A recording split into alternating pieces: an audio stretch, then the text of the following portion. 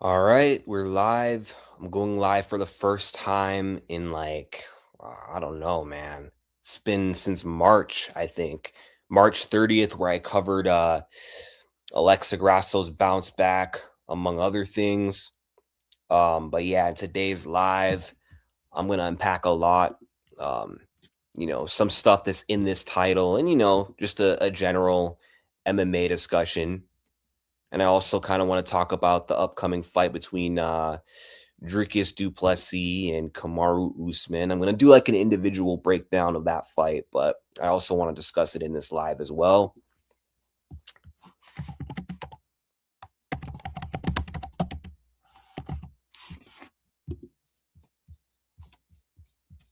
Okay. What's up, Toron? Watching from the South Nashville, Tennessee. Nice. It must be hot out there.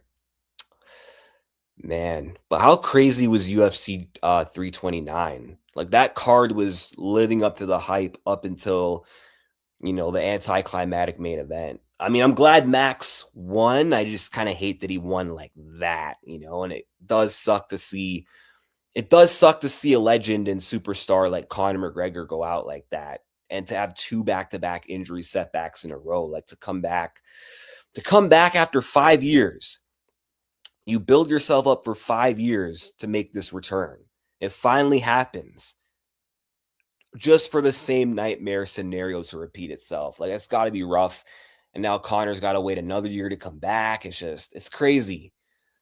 You could tell Holloway didn't want to win like that. Yeah, I agree. I mean, if I was Max and I waited years to get revenge on a guy who beat me 13 years ago, I also wouldn't want to win like that. Now, Max says they have to run it back, but the only issue is when. Because McGregor's going to need a year out now because he tore his meniscus. And I know Max Holloway is not going to wait a full year for Conor. He's going to fight to pass the time. So, I mean, I don't know what they're going to do with Max. I'm hearing from Gaethje's manager, Ali, that Gaethje's going to be fighting someone he's never fought before. Looks like it might be Arman Tsarukyan. No rematch. And in that case, I heard they're going to do Oliveira Lopes. So, and then do Pimblett versus Ilya. Then who do you give Max Holloway realistically? I mean, maybe Mauricio Rufy, considering he was the backup. I mean, I guess I wouldn't mind seeing Holloway versus Rufy, a good striker versus striker matchup. And Max can, show levels against him. And maybe you could also do Holloway versus Fiziev. Who knows? But yeah, it's such a terrible way to win. But Conor McGregor has one fight left on his contract now. So he has one more UFC fight left in his next fight. Now, Dustin Poirier offered to fight Conor McGregor. He said, when you heal up, I'll come out of retirement to whoop you. That's basically what he said. I didn't get the quote perfectly, but yeah. When you think about Holloway, wasn't it? When you think about it, Holloway wasn't really in any fights this year. We didn't get to see his good striking skills, considering how the Oliveira fight went back in March and the Conor fight. True. Holloway got suffocated that entire fight by Oliveira. Oliveira didn't let him get set, didn't let him get comfortable, kept backing him up to the cage with that pressure, and then just ragdolled Max Holloway, which honestly, that surprised me. I mean, I knew Oliveira had a chance. I thought Max would win, but I did not think Charles could do Max like that. Holloway Rufy. Yeah, I would like to see that fight. Two really good strikers going at it. And I think Max would beat him, but I mean, hey, if Rufy manages to go out there and beat Max, that is a title shot worthy win, but I don't think that's going to happen though. Like Rufy's good, but come on, beating Michael Chandler means nothing at this point, Okay, Fiziev is a good win though. I'll give him that. But I mean, he lost to Benoit Saint Denis. I mean, King Green is a good win too, but he's not fought someone on the level of Max Holloway. What's up, Innocent Dim Sum? But yeah, Conor McGregor in this last UFC fight, he's got to get it right. No more injuries. But Conor McGregor, he's made of glass. I mean, he got injured against Poirier, broke his leg, took 3 years off, was supposed to come back in 2024, was supposed to come back in 2024. And then he gets an injury in camp for the Chandler fight, which has never happened before. I mean, Conor has gotten injured in camp before and in fights, but he's fought through injuries. He's made it through camp with injuries, still fought, still performed. But against Chandler, he had a broken pinky toe, and he's like, nah, I'm good. And then gets injured again against Holloway. Like, I just feel like Conor McGregor's body is just kind of failing him as he's pushing 40. And that kind of worries me, not just for his next fight, but his next training camp. Like, what if he gets injured in camp and decides, you know what? I showed up injured last time. I don't want to take that risk this time. And then he pulls out. Or what if he does show up, but he's injured and his body falls apart? Like, Conor's in a very messy position in his career. And I feel like the only options he really has for his last UFC fight, it's either Michael Chandler, which that's my preferred matchup because he owes Chandler that, or Dustin. I mean, maybe you could do the Holloway trilogy. Those are his only 3 options, but I wouldn't say give him Paddy Pimblett. He'll get subbed. I wouldn't say give him any of these current lightweight contenders, and do not give him Carlos Prates either, unless you want to see Conor McGregor die. I mean, it's a good thing Conor versus Prates didn't happen. Jazz versus Aaron on the ground. Who do you think wins? I think Blanchfield has the edge. I think her wrestling and jiu-jitsu is better than Jazz the Vizius. I mean, Jasmine is pretty good on the ground herself. I mean, funny enough, she did take down Jessica easier and finished her faster. Like, Blanchfield struggled to get her takedowns going against Jessica. It took her longer to get a sub. But I don't know if that really proves Jasmine's better on the ground. I just think Andrade was even more washed by the time she fought Jazz the Vizius in comparison to when she fought Blanchfield. So, because when Blanchfield beat Jessica, Jessica was on a win streak. She had just stopped Calvillo. She had just standing arm triangle Lemos. And, you know, she just mauled Lauren Murphy. So, I mean, she wasn't quite past it just yet when Aaron and her fought. So, but yeah, it's going to be a good fight. That's going to be a good fight. And the flyweight division right now is shaping up to be really interesting. Wang Kong just had a big win against Tracy Cortez. How long of a win streak is Wang Kong on? Let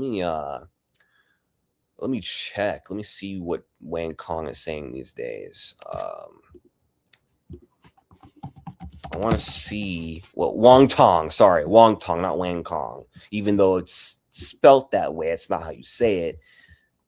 So she's on a 4-fight win streak right now. I'm going to share this tab. She's on a 4-fight win streak. She just beat Tracy Cortez. And now she most likely is going to get a spot in the top 8, close to the top 5. And I mean, she's got options. I mean, you could do Wang Tong versus Rose. You could do her versus Barber. You could do her against the winner of Blanchfield Jasmine. Or the winner of Grasso Manon. But she's definitely not ready for no title shot. Not yet. I don't think she's ready to fight Val, even though she beat her in the past. That was a long time ago, and Valentina got way better. And there's a lot of holes in Wang Tong's game that I think the champion would exploit. Who do you have when Gaethje and Arman happens? That is a good question. That's a really good question because Justin Gaethje is a guy that I've counted out quite a bit in a lot of fights. He's proven me wrong a lot. And then whenever I actually backed him and believed in him, that's when he'd end up underperforming. So you never really know with Justin Gaethje. I mean, Gaethje has the wrestling background.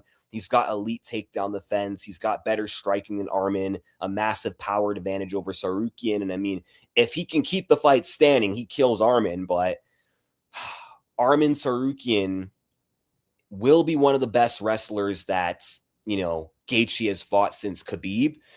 And I do think Arman has potential to go out there, take Justin down. And if he does get Justin down And if he can keep him down, he's got the jiu-jitsu game to sub Justin Gaethje. I know Ilya couldn't, but still, I mean, Topuria was able to get Gaethje down, mounts him, and Arman Tsarukyan has better top control than Ilya and a way better ground game than Ilya. So I feel like the odds are close, but I'm going to slightly lean in favor of Arman Tsarukyan to out-grapple Justin Gaethje and submit him. But I'm not counting out Gaethje. I would not be shocked if Gaethje wins, but I think if Arman gets that shot at Gaethje, he's taking the belt off him for sure.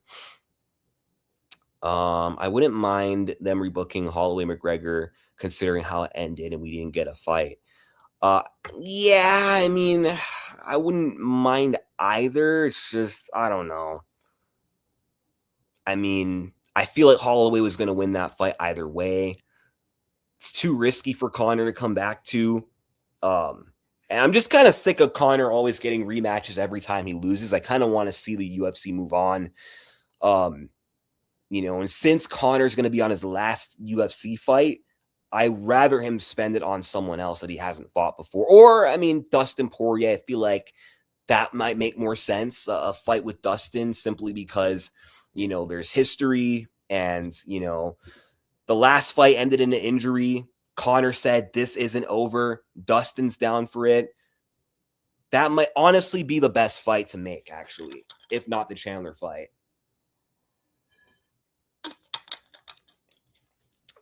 Okay, let's see. Hold on. What am I looking for?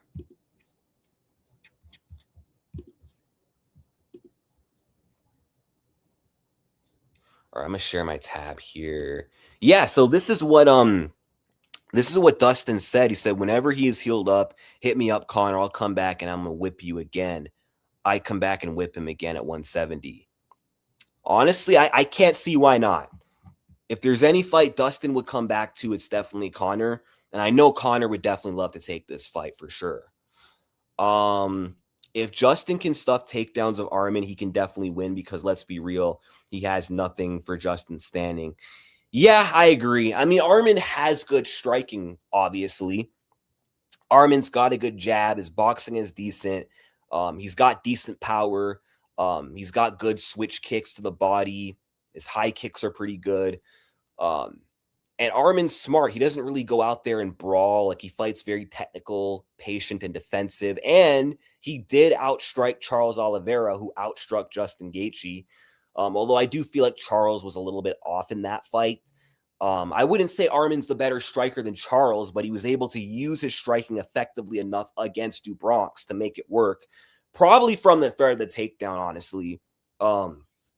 But you are right, though. Like, Gaethje is the better striker. Gaethje has more potential to damage Arman Tsarukyan more than Arman can damage him. So obviously Arman's going to want to get the fight to the ground, and he's going to want to keep the fight on the ground. Otherwise, Gaethje will destroy him. He doesn't really have nothing that can hurt Justin, though. Yeah, probably not. I mean, Tsarukyan can crack, but Gaethje has a chin. I mean, dude went through 4 rounds of hell against Topuria. I mean, he was the one giving Topuria hell. But Topuria landed some shots on Gaethje. And if you know anything about Topuria, he can knock out anybody. I mean, he was the first man to chin Max Holloway. No one does that to Holloway. No one just easily puts Volk out cold. People drop Charles. Nobody puts him out cold. And Gaethje stood toe-to-toe with Topuria, ate his best shots, and systematically broke Ilya down over the rounds, which is crazy. So, yeah, Arman is not really going to hurt him on the feet. I agree. And it's so crazy that Charles was able to one-shot drop Gaethje, considering Gaethje's taken bombs from Poirier, didn't go down. I mean, he got standing TKO by Dustin, but he didn't get put down, flat down from a punch. Chandler couldn't drop him, just wobble him. Usually Gaethje has shown a pretty tough chin. The fact that Bronx sat him down is insane. But maybe it has to do with Gaethje's pre-fight concussion from the motorcycle accident. Maybe that had something to do with him not being able to handle Oliveira's power. Where does this leave Charles, Patty, and Max? Well, I'd say Patty should fight Ilya. They should resolve that rivalry. Max should fight Mauricio Rufy while waiting for Conor if Conor doesn't fight anyone else in the meantime. And then Charles Oliveira, I was actually going to talk about this right now. Charles Oliveira is apparently in the works to fight Diego Lopes at UFC 331, a potential main event as well. Or I don't know, maybe Van Pantoja. Well, they're saying Van Pantoja will be the co-main, which honestly that would make more sense, but usually they don't put BMF fights over undisputed title fights, although this would be a first. But Oliveira versus Lopes seems like it's going to be the fight. I mean, Diego was doing a lot of tape study. He was seen watching Oliveira fights. So it looks like his team, his management team is negotiating something to get him in the octagon with Charles. And Lopes did say that his next fight would be in the lightweight division. So, I mean, I guess why not give him Oliveira? Me personally, I don't really like this fight because it's risky for Charles. He really has like nothing to gain out of this fight other than a BMF title defense. And he's got a lot to lose because if he loses to a featherweight who has no ranking position in the lightweight division. He loses his top 3 spot or any chance he ever had of, fighting for the belt again. I feel like it would have made more sense to have Charles fight Pimblett or maybe a rematch with Arman. But I guess this is the fight they're going to go with. Now, as far as like who will win, even though it's a dangerous fight for Oliveira because Lopes has crazy power. He's got stupid power. He's not a guy you just want to throw down with. And Charles Oliveira does have a habit of brawling. Oliveira is the more technical, superior striker to Diego Lopes. Both guys have power, but Lopes has more power and a better chin. Oliveira has better precision to his strikes. Both guys have crazy forward pressure. I'd say when it comes to wrestling, Charles is going to have the advantage. Naturally, he might be slightly bigger than Lopes. Now, they are going to be the same height. They're both around 5'10", 5'11", or maybe Lopes is slightly taller. I think Oliveira might have a bit of reach on him. Now, they both are equally good when it comes to jiu-jitsu, but I think Oliveira is above him in jiu-jitsu. So I think Oliveira has a jiu-jitsu and a wrestling advantage. And I think Charles would be best advised to not trade with Lopes because he doesn't have the chin. Okay. And we know what happens when you blindly throw down with Diego. I think Oliveira's got to stick with that wrestling style he's been using in a lot of his fights lately. Like the way he fought Max, that's how he should fight Diego. The way he fought Chandler, that's how he should fight Diego. Because striking, let alone throwing down, scrapping, is going to give Diego a chance to catch him and knock him out. And also there's the BMF curse as well. Usually fighters who win the BMF title, they get knocked out in their next fight. Think about Masvidal. He didn't get knocked out by Usman immediately, but then he rematched him and then got knocked out by him. Gaethje won the BMF title, got knocked out in his next fight by Holloway. Holloway won the BMF title, got knocked out in his next fight by Topuria. So I don't know. This does kind of worry me for Oliveira. Let's see. I thought you said it was rumored.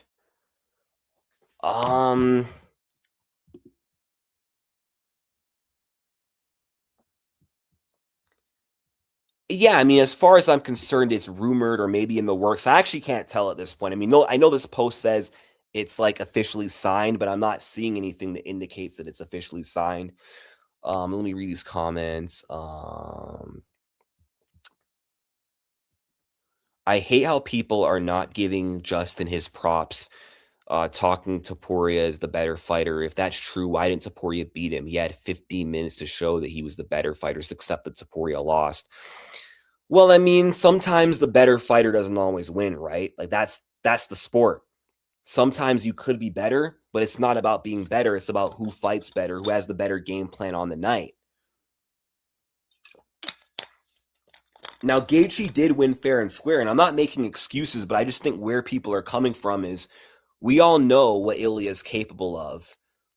And we know the way Ilya fought, that's not to his usual style. Usually, Ilya is a lot more patient. He usually picks his shots better. You know, he doesn't just throw down and blindly brawl with his opponents the way he did with Gaethje. I think with Justin, he really wanted to prove a point that he could just knock him out in the first round, that Justin wasn't on his level. And he didn't give Justin the respect he deserved. But we've seen plenty of fights where one guy wins the first time, but then they run it back and it doesn't go the same way. Like Ankalaev beat Alex Pereira, but is he the better fighter? The rematch showed otherwise, right?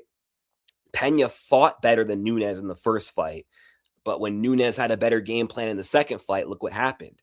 You know, Matt Serra caught GSP, but GSP came back better adjusted and won. DC caught Stipe. The rematch and trilogy showed who was the better man, right? There's plenty of examples like that. Conor lost to Nate Diaz the first time because he wasn't efficient with his energy. He got overconfident and he thought he could just go out there and take Nate's head off, but he was shown that Nate is more durable than he expected, and Nate has better cardio. Nate's boxing is better than he expected, and he ended up in a kind of fight he didn't want to be in, got lost in there, and then got finished. But then the rematch, he came back with a better game plan, and he won. So, I mean, even though Gaethje has a chance to beat Ilya again, there's also a chance that Topuria could come back, and he could come back better than ever, come back with a better game plan, and maybe he can go out there and do what he should have done the first time. Maybe. I'm not saying for sure. Like I don't have a concrete pick for a rematch right now, and who even knows if the rematch is going to happen. So there's really no point in debating that. I'm just explaining where the fans are coming from. I think Charles gave that punch his all. Oh, against Justin Gaethje. Yeah, that's what you're talking about. Yeah, that makes sense. But I mean, so did Rafael Fiziev, so did Ilya, so did Chandler, so did a lot of people. But sometimes it's not even about how hard you hit. Sometimes it's just the perfect timing to his shot. And Oliveira is a pretty accurate puncher. Like he's got underrated timing on his shots. And he did catch Gaethje. I think Gaethje threw a leg kick and then he was backing out of the pocket and Charles Oliveira tied him up in the clinch and had Gaethje's head down and Gaethje couldn't see the punch. And it's the ones you don't see coming that hurt the most. And I think he hit Gaethje when Gaethje wasn't, when Gaethje didn't have his eye on that straight right. That's when the shot had the hardest impact. Lopes versus Oliveira is going to be a stand-up fight.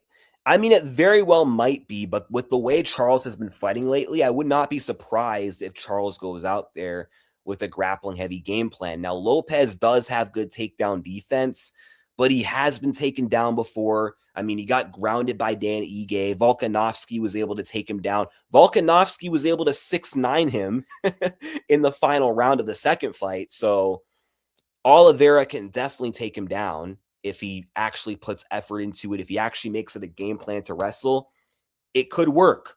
Because Max Holloway has good takedown defense, and Charles still breezed through him with the wrestling. So we'll see. I mean, just striking Oliveira can win as well, but he's got to be very patient. He's got to be very smart, and he can't go in there and just, blindly throw down. I mean, he did throw down with Dustin, Justin, Chandler, and he lived to tell about it. So maybe he can brawl with Diego. I'm just saying it's a very risky approach. I don't think he'll be able to do that with Lopes. Just take him down, control him like he did to Max. I mean, we'll see. We'll see. Only time will tell.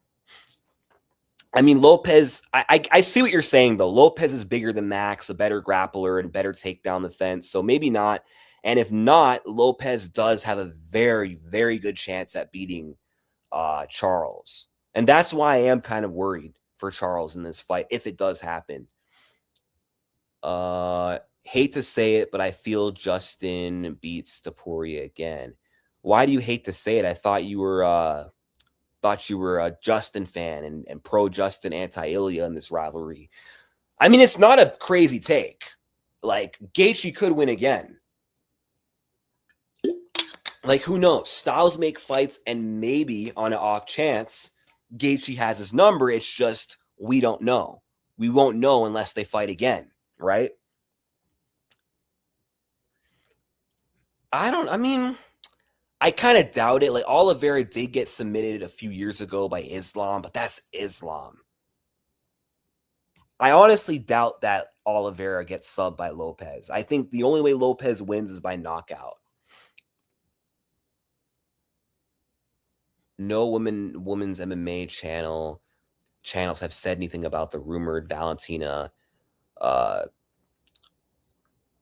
Silva fight in September. Well, I covered it though. I mean, I'm not a pure women's MMA channel, but I did talk about it though. I did a video on it just recently, but yeah, it seems like that's going to in fact be the fight. Valentina Shevchenko and Natalia Silva. Hold on a second. Let me see if I can pull up an image somewhere.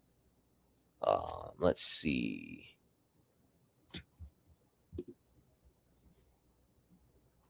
Let me see if I can pull up an image. Nah, this is from last year. 1 second.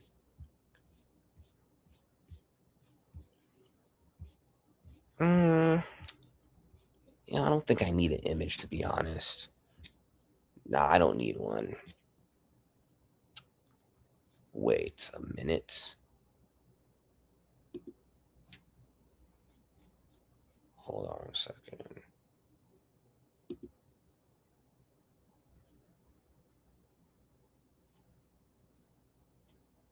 Wait.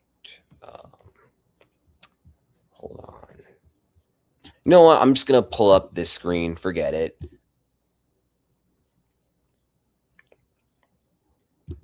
Yeah. So Valentina Shevchenko versus Natalia Silva is rumored to happen at Noche UFC September 12th in San Antonio, Texas at the Frostbank Center, which is interesting. It's interesting that this fight would be happening at Noche UFC as opposed to a pay-per-view. Like, I thought maybe they would put this fight at UFC 331 or 332, but better to get this fight over with sooner. And I mean, Valentina, she's multilingual. She does speak Spanish.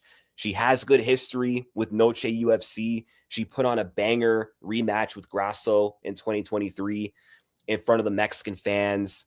And then she dominated Grasso in the trilogy in Noche UFC. And Val probably did gain a lot of Mexican fans, even though they're going to be backing their queen Grasso. They probably have a lot of appreciation for Valentina. So I could see why the UFC would want to have her again for Noche UFC against Natalia Silva. The card was crazy. Holloway would have destroyed Conor. I agree. Yeah, but not as much as hold on. Yeah, not much on X about Val Silva either. Yeah, it's kind of strange. Like, I only found one source of the matchup. I'm gonna try to find like where I heard of it. One sec. Let me just try to find exactly where I heard this rumor. I'm gonna pull up Instagram real quick.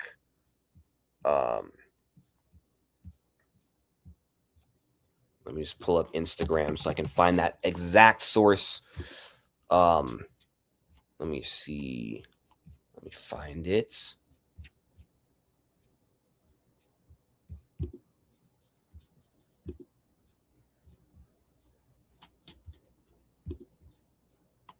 So the MMA page who posted it, it's called Pro London MMA HQ. It's just not loading right now on Instagram for some bloody reason. Let me just refresh the page. Let me see. Okay, there we go. Okay, there's a lot of rumored fights there that it's putting on here, actually. Or wait, no, not fights that it's just fights that it wants to happen. Hold on. Let me share this tab. Yeah, so this is where the fight was posted about between Shevchenko and Silva. But yeah, I haven't heard any other sources, so I don't know if it's just a rumor.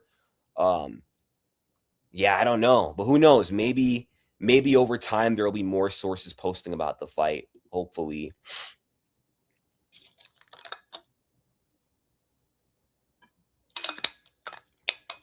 The MMA page that posted about Oliveira Lopez, that's home of the fight, I believe. Actually, no, it's not. It's not that actually. Um, Let me check.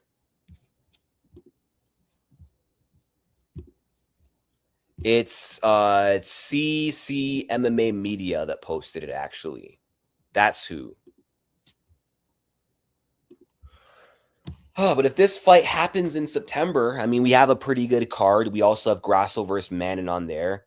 And I mean, I don't know if that could serve as a title eliminator because it ultimately depends on the outcome of this fight. Like if Valentina beats Silva, I mean, would the UFC want to do Manon Valentina 2 or, Grasso Shevchenko 4? I feel like in that case, the UFC might just end up doing Kong or Wong Tong Val, or maybe the winner of Blanchfield Jasmine can get a potential shot at Valentina since neither of them have fought Val before. Aaron is the only one who can pose a threat to the ground or threat on the ground. That's true. I think Aaron Blanchfield could definitely threaten Val with her wrestling and her top control and her submission game. But Valentina does have pretty good takedown defense. She's not an easy person to get down by any means whatsoever. Not an easy person to hold down. Although Val can be put in vulnerable positions on the ground, she can get her back taken. Tyler Santos showed that. Had her in trouble on the ground. Grasso showed that in the first two fights. And it's very possible that Aaron could catch her in a sub, but I'm not banking on it. I would pick Shevchenko to win that fight.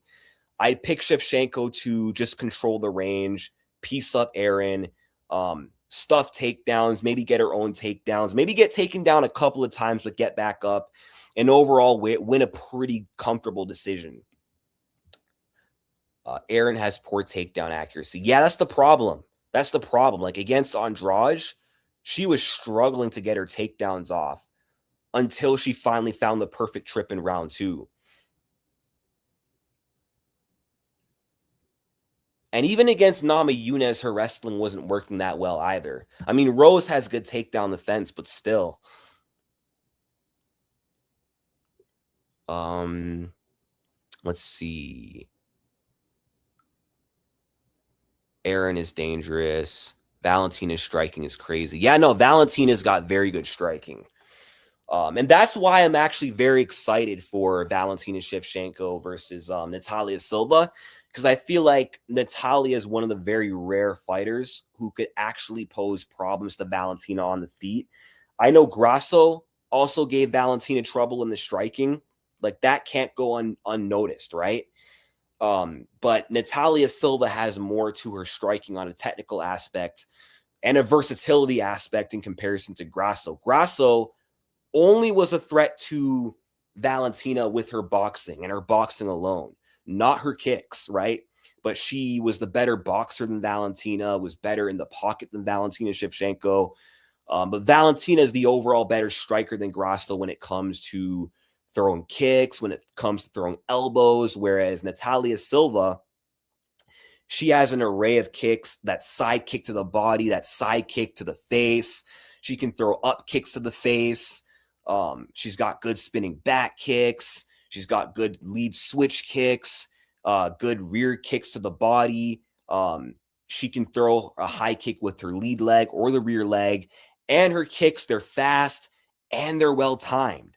And Valentina's never fought a kickboxer who moves like Natalia Silva. I mean, she's fought kickboxers in kickboxing or Muay Thai, but I mean, in MMA, she's not fought a striker to the level of a Natalia Silva. And I do think striking wise, Natalia has a very good chance against Val. But when it comes to grappling, I do think Valentina is much better. And that's where she's going to hold the ultimate upper hand over Silva.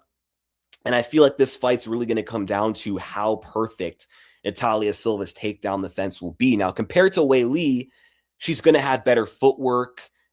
She's going to cut angles better. So she's not going to be a sitting duck for those Valentina takedowns like a Grasso or a Wei Li. But if Valentina gets a hold of her, Valentina is very strong. She's very good at chaining together her takedowns, whether it's a double. And if the double fails, she'll switch to the body lock. And then when she gets the body lock, she's got very good inside trips. And then when she gets on top of you, it's pretty tough to get back to your feet. And it is concerning that Rose Namajunas was able to hold down Natalia Silva. And if you can't get up from Rose, you're probably not getting up from Val.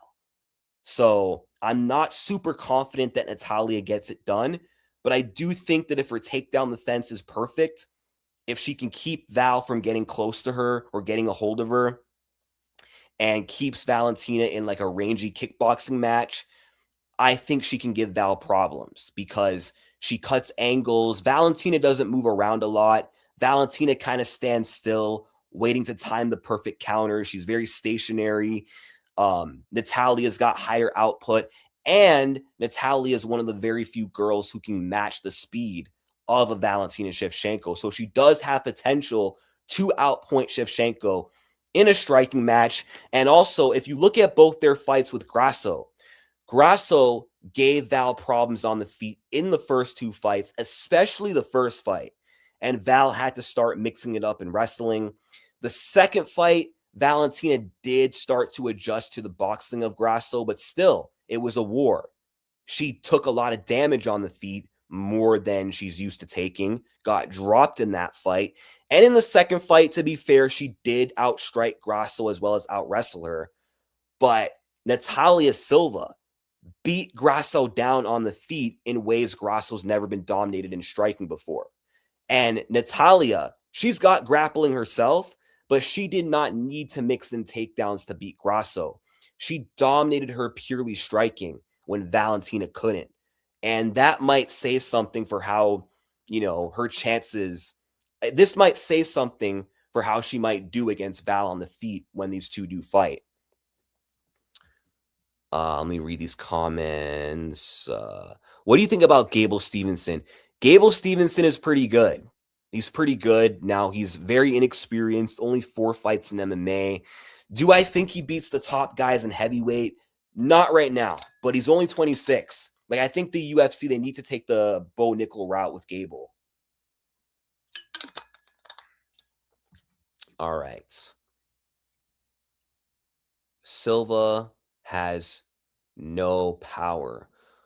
I would not say that. Silva has pretty solid power, but she's more fast than she is powerful. And she's got power in her kicks too.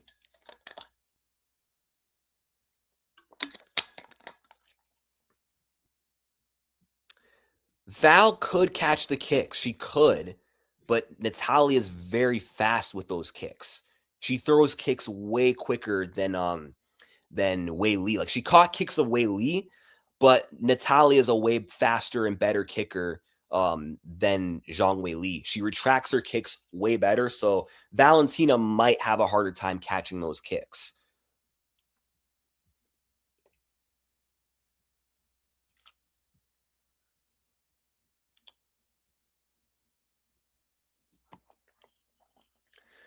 Val has caught almost any kicks thrown at her.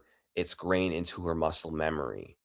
True. And I'm not saying she cannot catch the kicks of Natalia. She can, but it's just easier said than done. And I still think that Natalia's kicking game will be effective against Valentina. And she's not just going to blindly throw naked kicks. She's going to mix them up between her punches to keep Val guessing. Dakota is monstrous. Yep, and Dakota is the one who I definitively think would beat Valentina Shevchenko. I think she's Valentina's kryptonite. I have a video on that. I might leave a link in the comment section down below. Once I'm done with this live and I post it to my channel, I'm going to link that video where I break down why I think Dakota Ditcheva is the ultimate kryptonite of Valentina. Like, I don't think Silva's Val's kryptonite. Like, I think Valentina is the likely favorite in this matchup against Natalia Silva, but Natalia stylistically has the tools to give Valentina one of her more competitive fights. But Dakota has the style to straight up trump the style of Valentina's style. I just know. Grasso and Val stood in the pocket. Yeah, they did. And whenever they were in the pocket, that's when Grasso was doing the most damage and having the most success. But when they were at range, that was when Valentina started to control the striking. But against Silva, Grasso could not get anywhere near the pocket. But against Val, she was able to get inside and land. And I think Natalia can do the same thing because she's way faster than Alexa. And she's got way quicker blitzes. She's better at getting in, closing the distance, and then she's good at getting out before you can, return your own fire.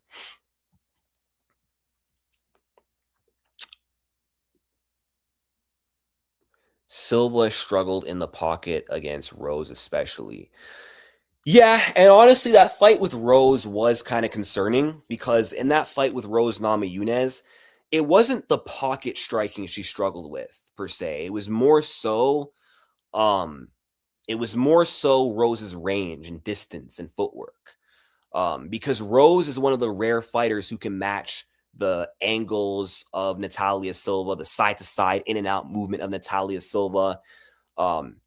And Rose has very good distance fighting. She has some of the best distance management in women's MMA. She's very elusive, very tricky to hit, always has been. And that does kind of concern me for Natalia when she does fight Val, because even though I do think she can strike with Val, give Val problems on the feet, I do worry, what if she has the same problems at a range against Val? Because if she does, it's not going to be the same thing against Rose, whereas remember against Rose, she was able to come out of her style and start brawling, right? Rose Namajunas, when you fight her dirty, she does tend to struggle when the fight gets ugly. Jessica Andrade showed that. Erin Blanchfield showed that, right? It does work. That style works against Rose. It does drain her tank. So Natalia was able to make that mid-fight adjustment and win the third round decisively.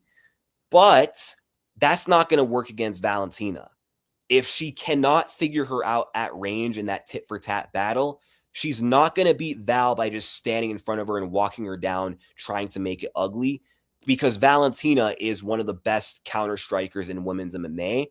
And if you walk her down blindly, you're going to give her a chance to tag you with that lead check hook or that counter spinning back fist that she likes to throw, right? Valentina's counters are crazy and they're well-timed.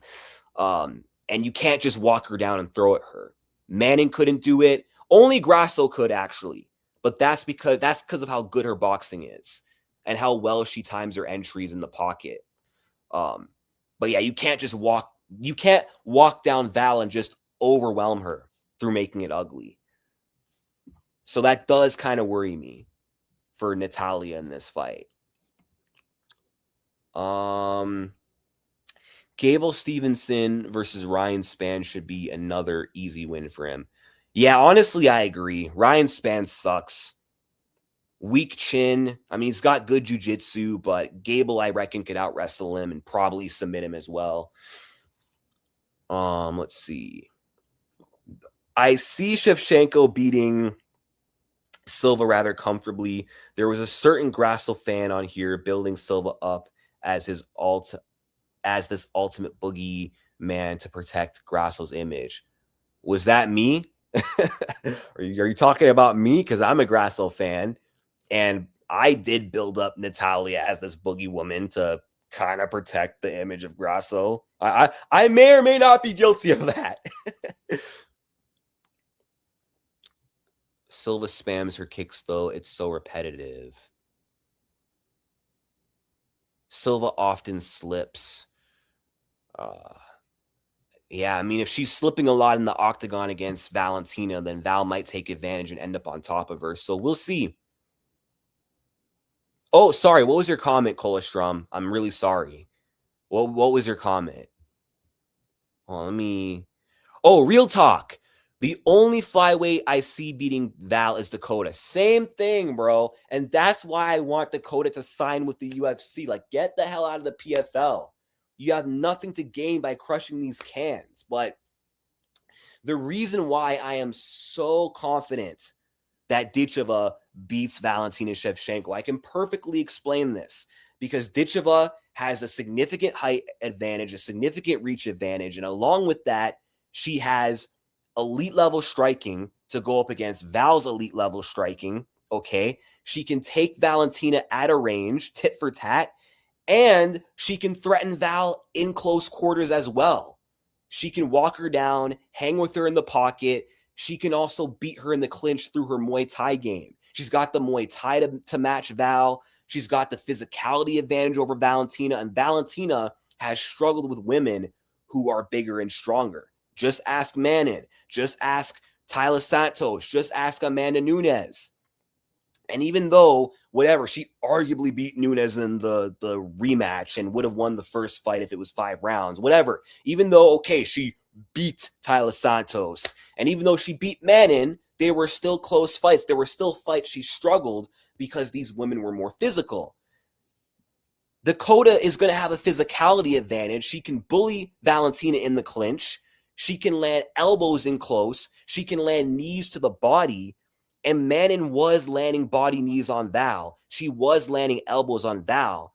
But if those knees and elbows are coming from Dakota, they're going to be far more damaging. And Dakota Ditcheva has very good takedown defense. Valentina could take her down, but I don't see her keeping her down.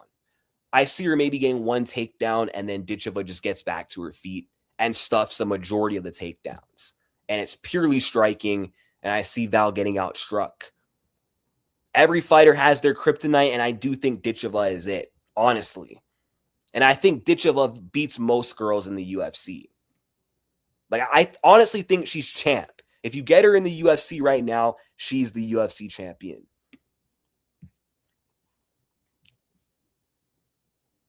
All right, let me see more comments. Sorry about that, Colostrum. I think Ditcheva is elite, but we need to see her against more high-level competition. I mean, I don't disagree with that. I don't disagree, but she did beat Tyler Santos, okay? That was the highest level of opponent she'd ever fought. And Santos in the UFC was good. She gave Valentina one of her toughest fights ever. She almost beat the Bullet. Okay, I'm not here to debate the scoring of that fight. No matter who you thought won that fight, it was still a very close fight. She was beating Erin Blanchfield up for like the first couple of rounds, but then she kind of gassed out and Blanchfield wore her down, won the game of attrition. But still, that was a tough fight for Blanchfield, right? And I think Santos probably could have even beaten Alexa Grasso. I think Santos still beats a lot of top contenders in this division, except maybe not Manon Fiorot. But Santos is good. Okay, she is really good.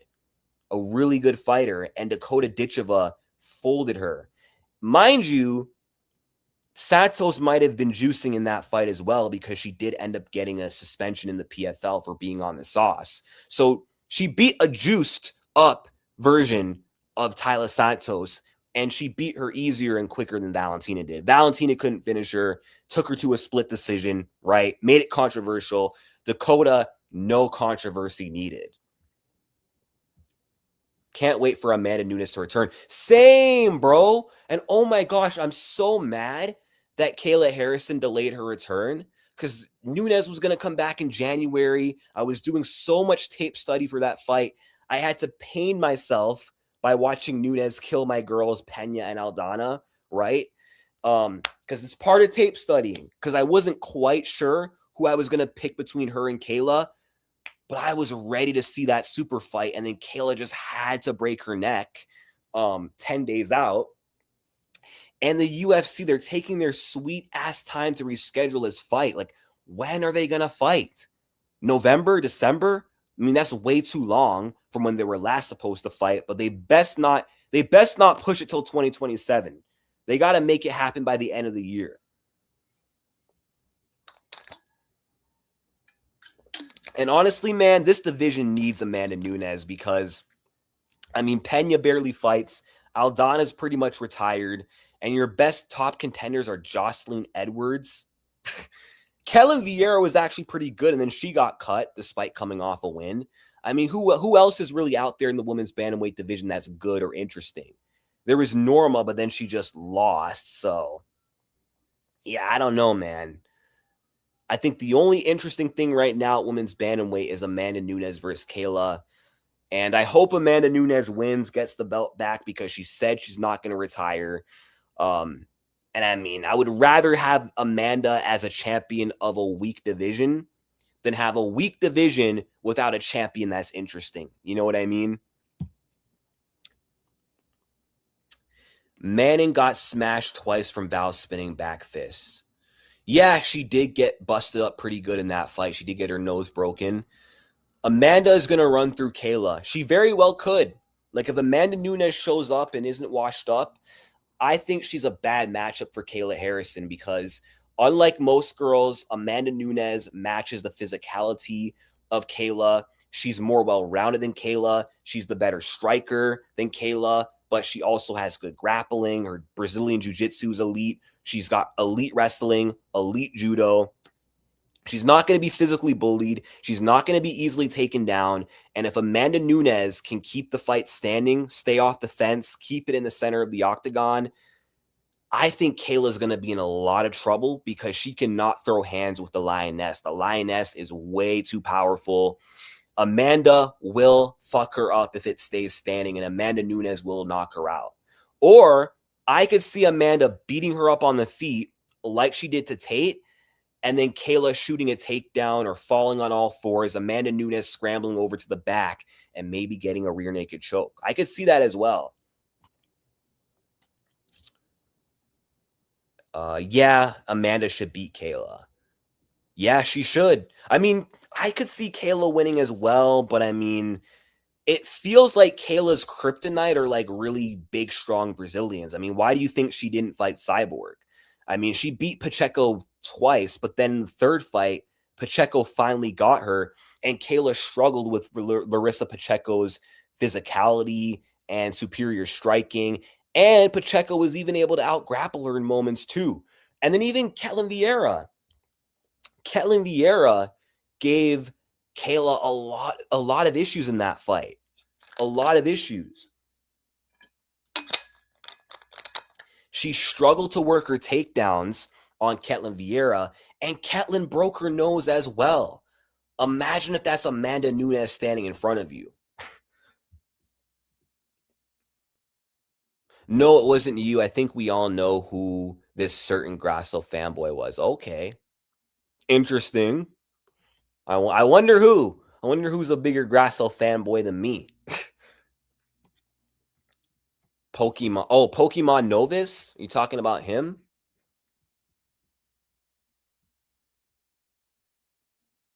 That's so stupid, bro. Like, why would Dakota retire? She's like what, 27 years old, 28? Or wasn't she like 29? Isn't she like a couple of years older than me? Like, why would she freaking retire? Dakota Ditcheva should wait 6 years before she talks about retirement, and she needs to fight in the UFC before she considers retiring.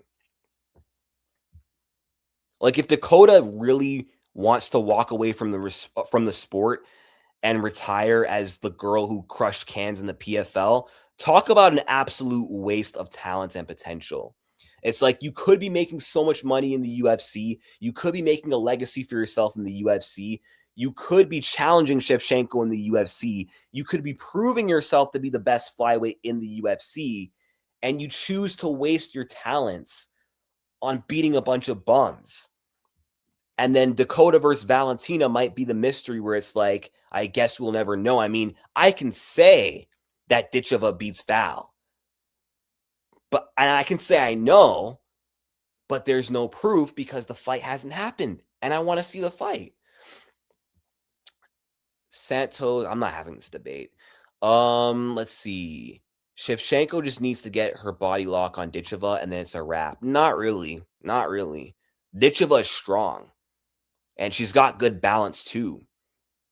So I don't think it's going to be that easy for her to just body lock throw Ditcheva. I mean, she tried that on Man and Furo and it didn't work. Let's see. Arguably beat the phony goat in a screw job. What the fuck is this argument? What's up, James Perez? The biggest Valentina Shevchenko stan in the room.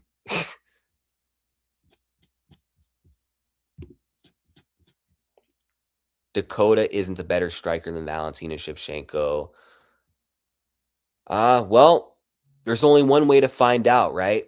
I think she's the better striker, or at least on her striking level.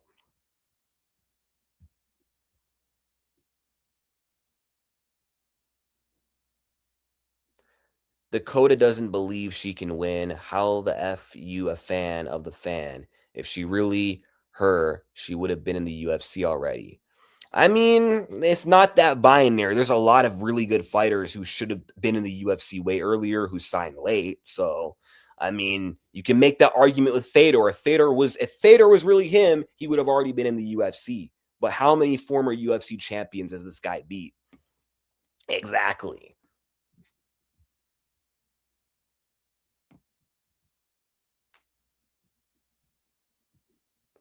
She beat her for one round, yes, but even in that second round, she was doing damage and tagging her from what I remember. I think what sealed that round is Santos went for a takedown, and then the takedown got reversed, and then Aaron ended up on top of her. And that was a low IQ mistake from Tyler Santos. I think she should have focused on the striking because maybe she could have won that second round too.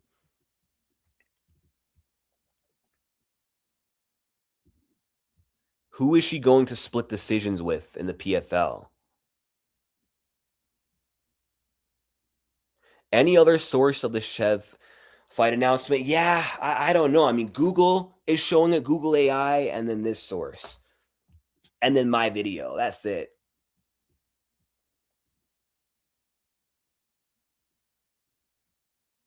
115 sucks too. Yes, I've been saying this. 115 is ass, bro. Terrible weight class. I hate strawweight right now. In fact, I'm going to pull up the rankings right this minute. Hold on. Let me pull up these rankings.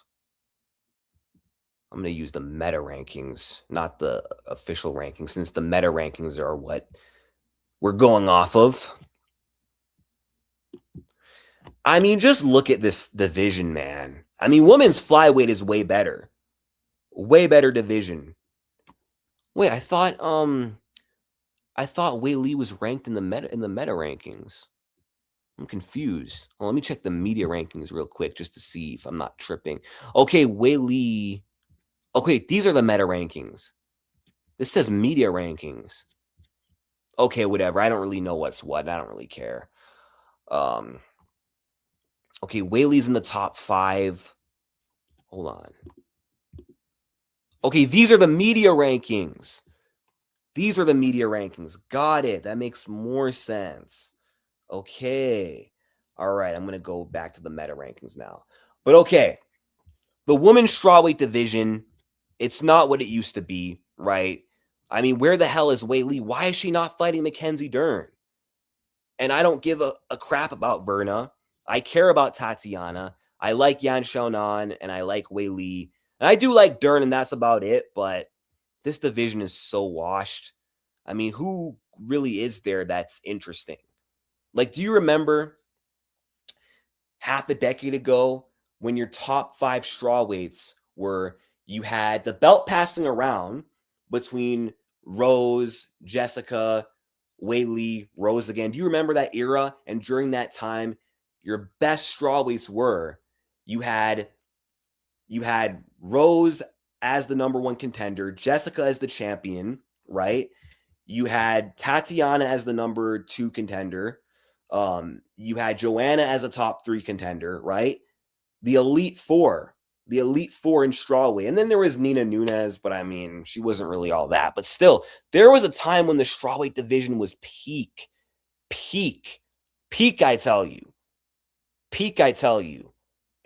You had Weili, Jessica, Rose, Tatiana, Joanna, all in their primes, competing in the same era. And I remember every strawweight title fight used to feel like a Super Bowl. I used to get excited for the next strawweight title fight between 2018 all the way to like about 2021, I believe. Well, actually, no. When Weili was champion, I'd still get excited for title fights of Weili because I like Weili. But I'm going to say mainly from 2018 to 2021, every strawweight title fight felt special. You had Rose versus Joanna 2 to look forward to, right? The big rematch. Can Rose prove it wasn't a fluke? Can she do it again, or will Joanna get revenge?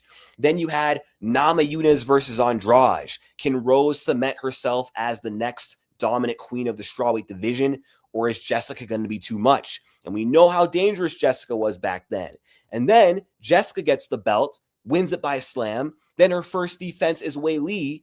And then there's that question, is Weili all hype, or can she pull through for China? She pulls through for China. And then Weili gets the belt. Her first defense is former dominant queen Joanna Jędrzejczyk. And she had to prove herself. She had to prove her legitimacy as champion by getting through the former dominant queen. And she did just that in an all-out war, right? And then after that, it was Rose Namajunas versus Zhang Weili twice. Twice. Think about it. And then, of course, the final most exciting strawweight title fight we ever had was 2025, which was Tatiana Suarez versus Zhang Weili. So I'd say between 2018 to 2025, that's when we had our most exciting strawweight title fights. We had the Super Bowl era of strawweight title fights for the first 3 years. And then between 2022 to 2025, it was mainly you're looking forward to a strawweight title fight just to see Weili fight, not because of her opponent up until she fought Tatiana. But now your best title fight is Dern versus Jillian Robertson. Like, who cares? Who the fuck cares? I don't care. I don't care about Jillian versus Dern. Like, Dern should be fighting Weili. And I think Weili would have been to Dern what Joanna was to Zhang. And I don't mean in terms of like style, because obviously Joanna and Weili prime for prime are evenly matched. Weili is way better than Dern. It's not even competition. But in terms of stakes, Weili had something to prove when she won the belt from Jessica and was about to defend it from Joanna. A lot of people were questioning Weili's legitimacy. And I remember back then, as a 19-year-old college student, I was defending Weili's honor, arguing with so many Joanna fans. Okay, I was here saying, no, Weili's the true champion. She's going to beat Joanna. I was the ultimate Weili defender back then. I remember how fun those times were, right? But she had something to prove against Joanna, right? And if she beat Joanna, or she would have lost, sorry, because she did beat her twice. But if she lost to Jędrzejczyk, then, like, if she would have lost, I mean, she would have been known as the flash in the pan champion who never earned a title shot, who jumped the line, lost her first defense. That would have been her legacy if Joanna would have beaten her, right? So she had a lot to prove. She had a lot to prove. And then for Joanna, it was a chance for her to reclaim her throne. And if we would have got Dern versus Weili, there would have been a chance for Dern to prove herself. Am I the true champion? Weili never really lost the belt. Weili is the strawweight GOAT. She was a dominant 2-time champion. And if I can beat her, I cement my legacy as the real queen of strawweight. Whereas if she just goes out there and beats Jillian, it's like the win is kind of meaningless. Like, who cares? She gets an empty title defense against the okay opponent. Like, it doesn't really matter. Now, if she was making her first defense against Tatiana, I mean, it would be a title fight in the shadow of Weili because Weili already beat Suarez pretty dominantly. But I feel like that matchup would have been way more interesting. Now, I'm going to stop yapping. I'm going to read these comments real quick. Now, I am off the Dakota train. I was almost on the first hype, man, of her. She's a disappointment with her ultra safe career management. I mean, it is annoying that she's staying in PFL. I do agree. And I do remember in 2024, the UFC, they were actually planning on trading Merab for Dakota. I wish they would have done that, man, but whatever. What if Kayla gets on top of Nunes? That could be trouble. That could actually be trouble if Kayla gets on top of her, because she does have good top control. But I mean, if Amanda can defend the shots, not end up on bottom and keep that range, I think she's got it. Right? I doubt she's going to be able to take Nunes down and stop her when she couldn't do it to Vieira. That's true. We know when Kayla gets on top, see, it's a wrap. MMA math means nothing, bro. Let's see. If Val beats Silva, she doesn't have anything to prove anymore. She's cleared the division in 2 eras. Yeah, I agree. I mean, she could fight Manon again or Grasso again, but she just beat them again, most likely. So I'd say if she wins against Natalia, I'd say move up to the women's bantamweight division, because Kayla's going to leave either way. If she win or lose, she said she's never cutting back to bantamweight again. So if Kayla wins and vacates and retires or goes back to PFL, Valentina can fight for a vacant belt against the bum, get the title, hold down that division. Or if Amanda Nunes wins, Amanda has the perfect opponent to come back to, a trilogy fight with Shevchenko, which would be pretty huge. Dakota's 28. Okay, thank you. Let's see. I've missed a lot of comments. Fura is like a 3 times wider than Dakota. Yeah, but Dakota still, she's tall. And she's got a lot of bone density as well. Dakota is taller and more big, honestly. She's closer to Chuk than Manon physically. But she's stronger than Caitlin Chikagan. Caitlin Chikagan is soy and weak. Chikagan is very, very physically weak compared to Ditcheva. Like, Valentina is not going to throw around Dakota. She's not going to throw her around the octagon like she did to Chikagan. That's not going to happen. First round, Santos lit up Aaron. Yep, I remember that. Hold on. Nah, I think it'll be... Oh, so you're saying you think Valentina will fight Natalia after Noche at UFC 331. I mean, that would make sense too. That would make sense. I think that could serve as like a good co-main or feature fight. So I'd say how the card might shape up is maybe main event Oliveira versus Lopes, co-main Van versus Pantoja 2, which is in the works. And then feature fight Valentina versus Natalia. That would be a pretty stacked lineup. I would actually love to see that. And I do think putting Val on that pay-per-view definitely would add to it. Fatima will be champion. That it's possible. She's a very good striker. Very good striker. And if Dern can't take her down, or Jillian can't take her down, or Suarez, or whoever has the belt, whichever grappler, when the dust settles, or even Verna has the belt, whoever is the champion, if whoever is the champion with the grappling base cannot get Fatima down, then Fatima will be champion through her elite striking. And I mean, I guess in terms of who's interesting in strawweight, I mean, there's Fatima, Tatiana. I do like Dern.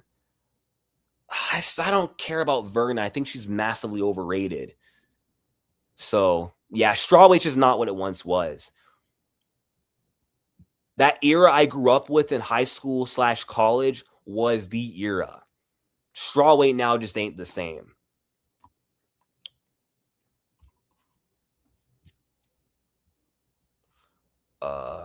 Robertson fighting for the belt is insanity. I doubt she would even beat Angela Hill. I mean, I think she would beat Hill. I wouldn't go that far, but I just don't rate Jillian Robertson. I don't think she's all that good. She's not exciting. There's nothing interesting about her other than okay, she's pretty. Although even when it comes to looks, I kind of feel like she's overrated as well. I mean, I'm not saying she's not good looking. I just don't get what the simps are seeing in her. Now, she's got good jiu-jitsu and she's got okay striking, but she just doesn't entice me, you know? I remember when it used to be UFC fight every 2 months, now it's every weekend. Yeah, that's true, that's true. Every weekend there's a fight night going on. But there was a time when it was like maybe every other month or every few weeks. Bro, strawweight and bantamweight have between 6 to 10 different champs total, and 25 you got one, and the Matura or the mute era, that should have been for 6 months. The one been running that shit for a decade straight. Yeah, it's crazy. She's been holding down that division for 8 years. I mean, the only title change since was Alexa Grasso. And I mean, if Grasso versus Shevchenko 2 was a split decision in favor of Valentina, I think we would have seen a couple of different champions since. Because it's possible Blanchfield could have maybe took the belt off Grasso. It's possible that Manning could have took the belt off Grasso. Manning or Aaron might have been champions. Heck, Natalia might have even been the champion. And I did think that after Val lost the belt to Grasso, we were going to head into an era where, the belt was going to pass around. But, Valentina was able to get the belt back and she was able to maintain her dominance. So if she does beat Natalia, then yeah, I don't see anyone beating her for that belt anytime soon. And if she doesn't move up, she might even make it to the full 10-year mark as champ, which would be crazy. 2017 to 2021 was the golden age of strawweight. Thank you. Thank you. I know I can't be the only one who feels this way. I feel like it's the only women's weight class to ever have a golden age. Well, I mean, bantamweight once had one as well when you had Kat Zingano and when Pena was active, right? When Val was a contender in there, and you had Ronda Rousey and Holly Holm before she took her first loss. That was when bantamweight used to be kind of interesting. But then, yeah, it did kind of go to shit over time. But right now, I'd say women's flyweight has a decent age, because I mean, women's flyweight, Valentina's the champion, good champion. Natalia Silva's the top contender, number 1. Manning number 2. Grasso number 3. Aaron number 4. Weili number 5. Whenever the hell she's coming back. Wang Kong at number 6. So, and Jasmine Jasudavicius is pretty good. You got a former champion, Rose Namajunas, even though she's inconsistent. I'd say the top 8 outside the champion is actually pretty solid. So women's flyweight is kind of what women's strawweight once was, but women's strawweight was special. Like, I can go on for days about women's strawweight, man. Every number 1 contender fight, every title fight was a Super Bowl. Okay? Every title fight was special, and every number 1 contender fight was special, right? Like Rose Andrade 2, the number 1 contender fight to determine who fights Weili next, the big rematch. When have you ever had anticipation like that since, right? Tatiana Suarez had basically 2 title eliminators, her against Carla, her against Nina Nunes. But then she never got to fight for the belt up until 2025 because injuries delayed her career. Right? You had Andrade in a title eliminator versus Karolina Kowalkiewicz back when Karolina was good, before Jessica knocked the prime out of her. So you had good number 1 contender bouts, and then you had elite title fights. I miss those days. Like, strawweight just will never be the same. Without Weili, it just doesn't feel right, I mean, I like that Tatiana's still active and still winning, but yeah, this division just isn't it anymore. We went from Rose Joanna 2, and then we end with a new era, which is Dern versus Jandiroba 2. You know what I mean? Complete downgrade, and now Dern versus Robertson. It just doesn't feel exciting anymore, Like, it's too bad that Weili's not taking this fight. Like, is Weili retired? Like, what's going on? Or is she staying at flyweight? Like, I would love to hear an update of what's going on with Zhang Weili.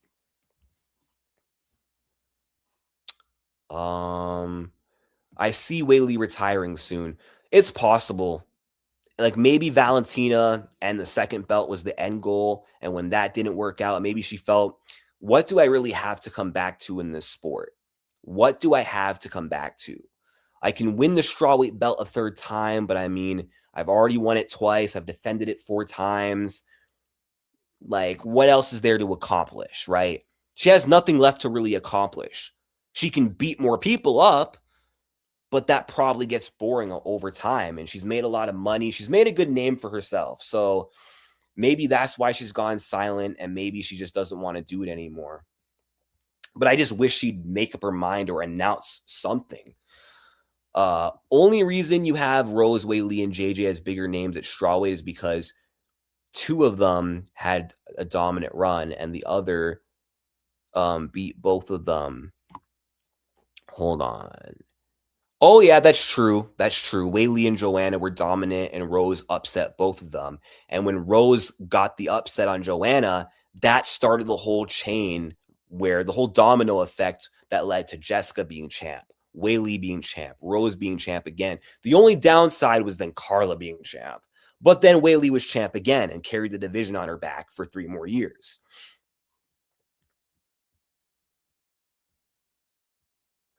If Whaley and JJ were at strawweight, they would be soccer moms to LMAO.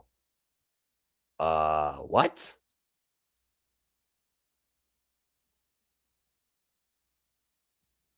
How? I don't get it.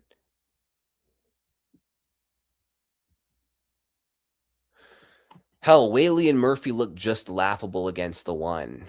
Yeah, I mean, they did get owned. That's true. You should do more of these streams. Yeah, I want to.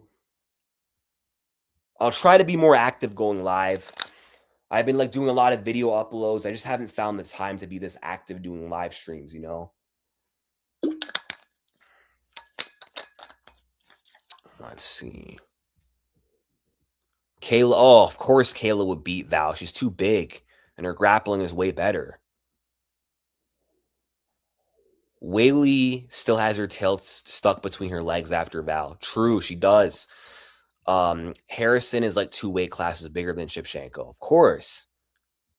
The bullet is not going to 135. She'll only go up for the phony goat again, maybe for Kayla, but Kayla not making 135 for long. They'll open up 145 for Kayla soon. I hope so. I mean, I guess Val could stick around and keep defending her title and win more rematches, but I think there's something more exciting for her up a division. It's a fresh start and a chance for her to become double champ, which I think is better than getting more defenses.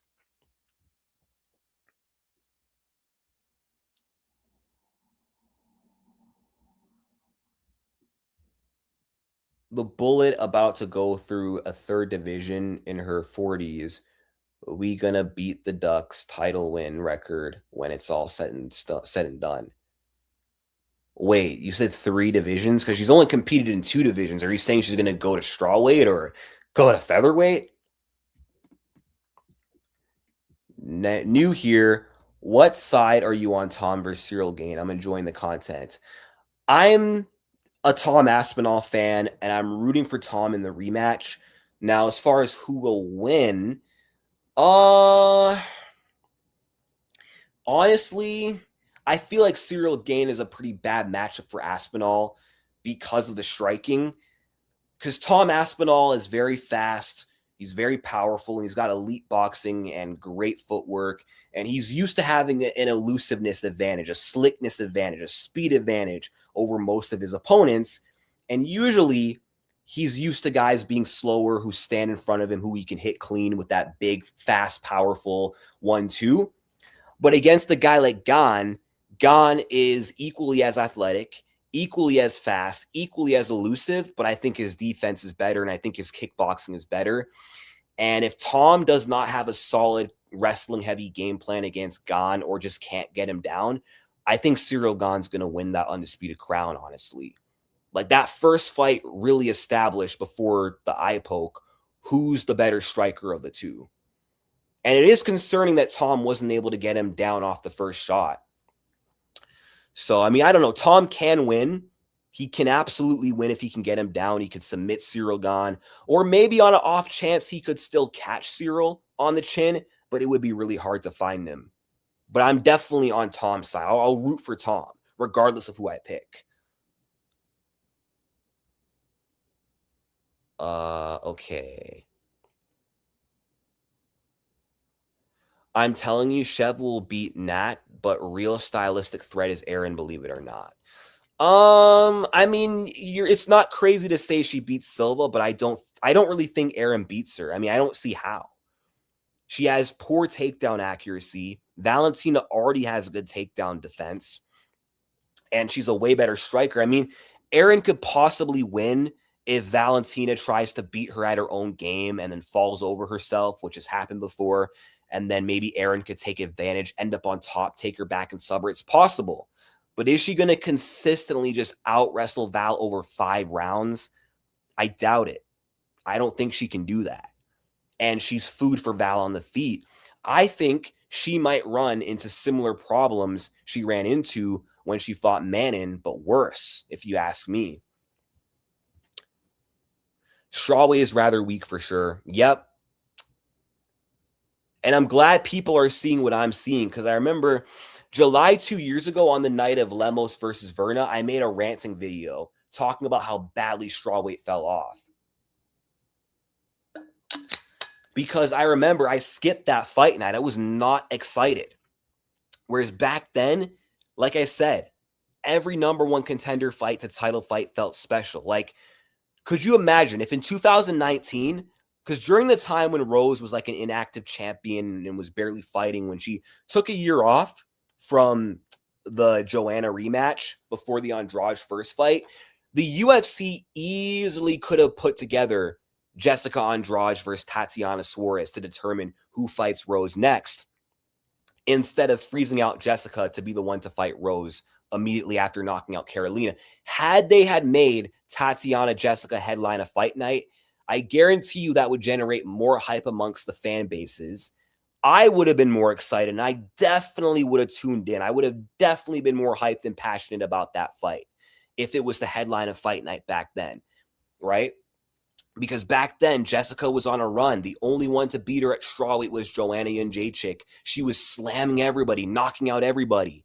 Tatiana Suarez was mauling everybody, was undefeated. So imagine having them clash prime for prime to determine who fights for the belt next. That fight would have meant something compared to Lemos, who's a bum, and Verna, who's overrated. Like, who the fuck cares? Let's see. That might give Aaron a slim chance. Like, you can give Aaron a 1-2% chance, I guess. Yeah, I don't give her much of a chance against Val at all. I used to think that she would beat Val. Like, in 2023, I did favor Aaron to win. I did believe that she could out wrestle Val the way Santos was doing. I did believe she could sub her like Grasso did. But the more fights I watched of her is when I watched her lose to Manon, and then I watched her struggle against Rose, and she was only able to win through attrition, which isn't going to work on Val. When I saw her struggle like in the earlier rounds with Rose's striking, she struggled to get off her wrestling. I'm like, yeah, I honestly don't really see how she beats Valentina Shevchenko. Yeah, on the feet, she definitely gets butchered. I wanted Weili versus Aaron or Weili versus Grasso, honestly. Same here. Same here. That would have made a lot more sense. Like, now if Weili is coming back in the flyweight division, I feel like her only real option is Wang Kong. I'd say make that fight. Wang Kong versus Weili, China versus China, end of the year. If not, I mean, who else would Weili fight? I mean, I don't think they'll do a Rose trilogy. I'd say do her versus Wang, because they're like one ranking apart. I wouldn't say do Macy Barber. Yeah, I really don't know who's out there for Weili. Honestly, Weili is kind of fresh out of options. Unless Weili's not going to fight again this year, I really don't know what's there for her in this division. That's why I kind of wish she would have fought Manon, Grasso, or Aaron. It would have made more sense. So I say just do her versus Wang Kong. That's all I can muster up right now. Jasmine versus Aaron will look like Jasmine versus Kareen. I didn't watch that fight. What happened in that fight? Who won? Hold on, let me search up that fight. Let's see. Jasmine Jasdavizius versus Kareen Silva. Oh, so you're predicting that Jasmine Jasdavizius is going to go out there and beat she's going to go out there and beat Aaron. How does she beat Kareen? I missed that fight. Did she like beat her by out wrestling her, defending takedowns, out striking her? What happened in that fight?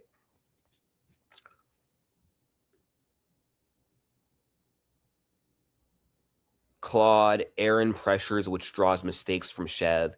Good old head and arm, Chev special. Oh, yeah. Yeah, I kind of see what you mean, and that could get her in trouble. Maybe Aaron could jump on her back. But also pressure could get her lit up and countered by Val, because Val's got great counter striking.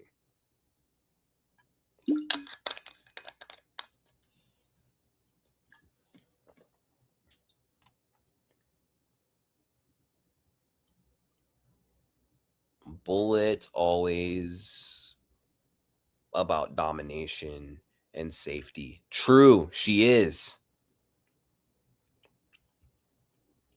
You can't pressure Val, especially with bad striking defense. Exactly. Let's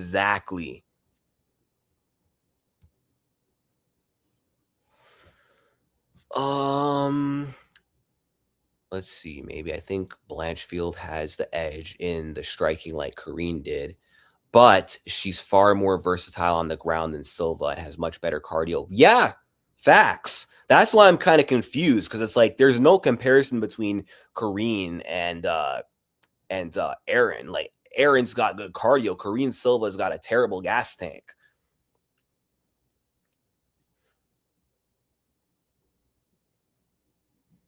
Nothing is harder in women's MMA than to keep whooping the top dogs over and over and over. True, but some can do it. Like Whaley, Amanda, Val, Dim Sum. Chev doesn't disengage when she welcomes a clinch in wrestling. She'll engage in Aaron's game. I guess we'll have to see. I mean, if she can avoid engaging in her game, then she'll definitely win. Oh, okay. You meant 3 generations. Okay, that makes more sense. That makes way more sense. Okay, I got it. But it is impressive that she's dominating multiple generations, though. That's like what John Jones did. That's what George St. Pierre did. Mighty Mouse probably could have done it too if he didn't, get traded off to ONE FC. He probably would have eventually gotten the belt back and maybe could have beaten Davison Figueiredo, Moreno. He could have hung with that era.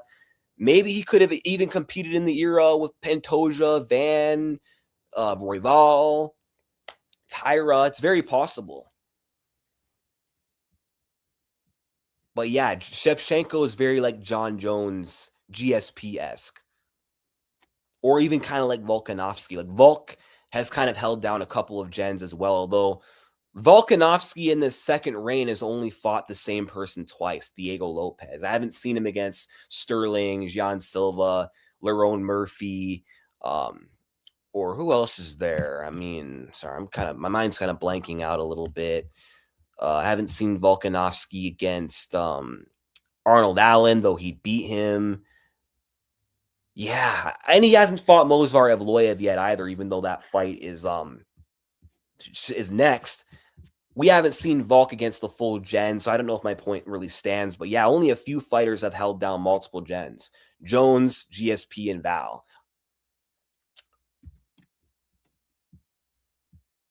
All right, let's see. Blanchfield has nothing at all for Shevchenko. I mean, she has the grappling, but that's really it. Let's see.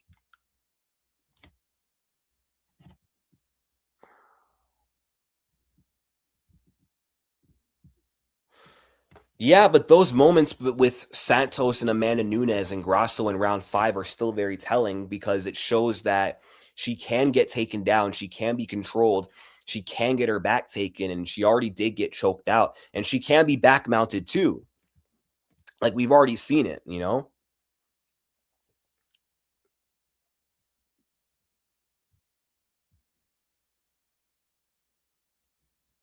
"20 UFC fights." Yeah, I mean, that's impressive, and she's only lost 3. She's 17-3 in the UFC. That's a pretty good record. Let's see. It's going to be interesting to see Blanchfield fight someone who's going to constantly engage with her in that area. Didn't Cortez engage in that area too? Or am I tripping? Or did she try to strike, but then got taken down? Because I know she got choked out.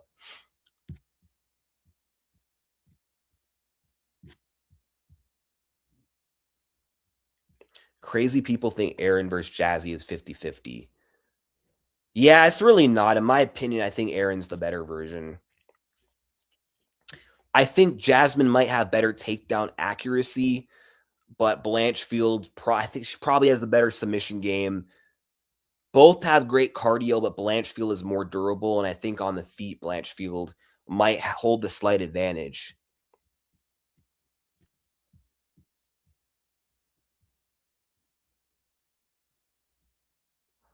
Only reason Manon had success is because she's a flyweight weight bully. I mean, but hey, if you have the ability to use your physicality, I don't see a problem with that. She's a big flyweight. She was able to kind of use it to her advantage against Val, and it helped make it close. I don't see that as cheating, you know? Yeah, I do believe her wrestling is actually better, come to think of it. So I don't know, maybe she can out wrestle Aaron, but we'll see. Jazz looked bad against Kareen and slow. Yeah, and Blanchfield is not very slow. Jazzy won't out grapple Aaron. Aaron is more advanced in BJJ. Striking wise, Aaron has more fluid takedowns than stiff Jazzy, no doubts. I don't know if I'd say fluid striking in the same sentence for Aaron, even if the keyword is more.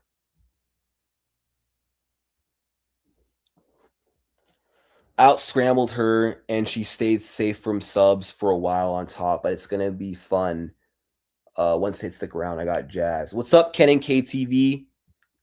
How are you feeling about that Conor McGregor fight? I know you've been like a massive Conor McGregor fan since I first started following your channel. I know it's unfortunate that he had to blow out his knee, but it's good to see you on the live though, and I'm looking forward to more of your future content.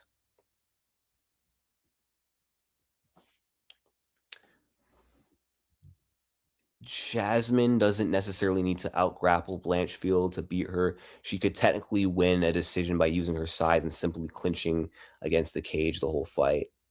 I guess we'll find out. We'll find out August 15th. Try to pull a Max Holloway.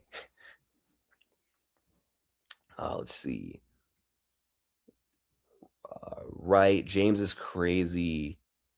How people glaze Aaron striking. She blocks punches with her face. She does. She's got poor defense. She's got decent footwork and like decent feints. And she's got pretty decent boxing fundamentals. And she does have a good high kick. But defensively, she's terrible.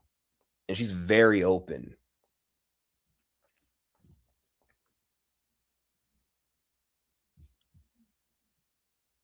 Cortez took Blanchfield down, then got reversed. Then they returned to striking. Then Blanchfield took her down, then choked her. Okay. Now I remember. Now I remember.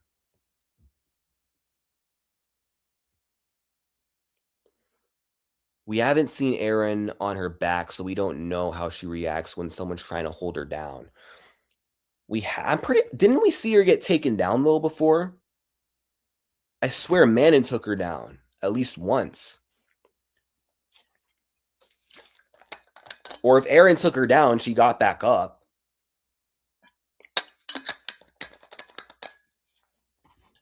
Alrighty. Kong should beat both Jasudavicius and Blanchfield. Blanchfield probably gets beat up on the feet for 3 rounds, but I see Jasudavicius is getting caught stumbling all over the place. True, yeah, Wang Kong has good takedown defense, and her striking is way better than both of them. And I mean, like I said, Erin is the more durable fighter than Jasmine because Erin was able to handle Mannon's power. Jasmine got slumped in the first round. So I could see Wang Kong decisioning or Wong Tong decisioning Aaron, but then knocking out Jasudavicius.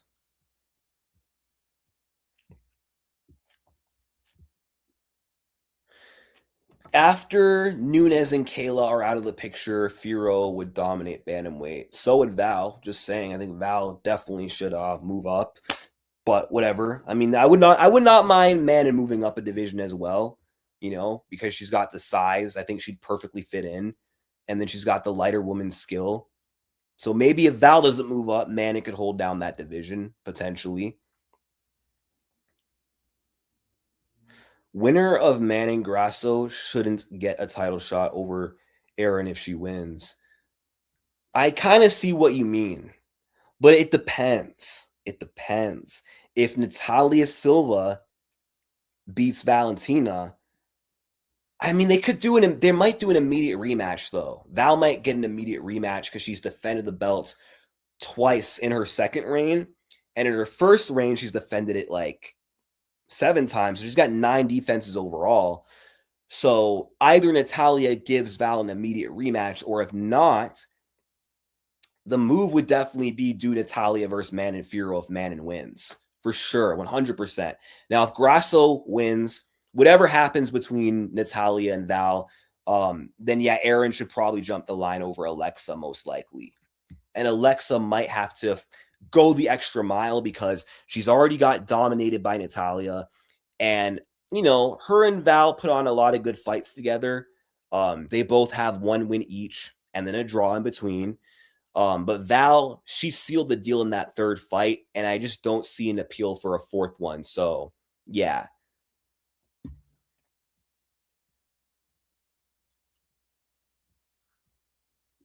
Let's see. Jazz made Mana look like she has dynamite. That's ridiculous, man. Yeah, it's crazy. Oh, it's Wonton. It's not Wongtong. Okay. It's just confusing. I don't know if Manon just has that much power or if she just landed the perfect strike.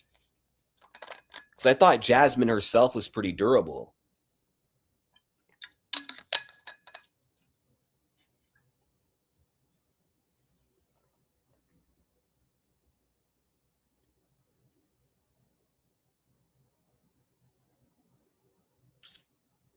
Let's see. Kong seems to have a power advantage, but Silva's striking seems to be far more layered to me. I'd lean Natalia. Oh, yeah, Natalia would whoop Wonton's ass for sure. Way too fast for her. Better defensively. Wonton gets hit too much. And we already saw her get dropped by a high kick from Gabriela Fernandez. She is open to that high kick from Silva, so I definitely think Silva pieces her up. If Nat beats her once, or no, if Nat beats the one, come back to reality, bro. Not doing not doing shit. You probably thought the same thing about Alexa Grasso the first time, and look what happened. So even though it was only a one-time win, she still beat her, and I predicted that as well. So I knew Grasso was going to be champ and beat Val when everyone was doubting her. Now I'm not on the same. I know for sure Natalia's going to win this fight train like I was for Grasso. But still, Valentina has already been proven to not be unbeatable because Grasso beat her once. Arguably could have beat her in that second fight where they had the draw. Manon gave Val problems, right? And Santos made that fight very difficult for her. So Valentina can lose. She's not invincible. She's really hard to beat and she's really good, but she's not invincible. And her fights are getting more competitive outside the Wei Li fight and the 3rd Grasso fight. She had she lost to Grasso, competitive rematch with Grasso, and competitive fights with Manon, right? Hold on. Let me just count it up. So Santos competitive, Grasso second fight competitive, Manon competitive. And then she's only had really 2 dominant performances in the last few years, which is the Grasso trilogy and the Weili fight. But overall, her fights are getting tougher. So her losing a fight is very possible. I think Val is a horrible matchup for Silva. We'll see. We'll find out. Kong versus Nat is 50-50. Kong can deal with Silva's footwork since she is Sanda based. Yeah, but Kong is like very slow and like very flat footed.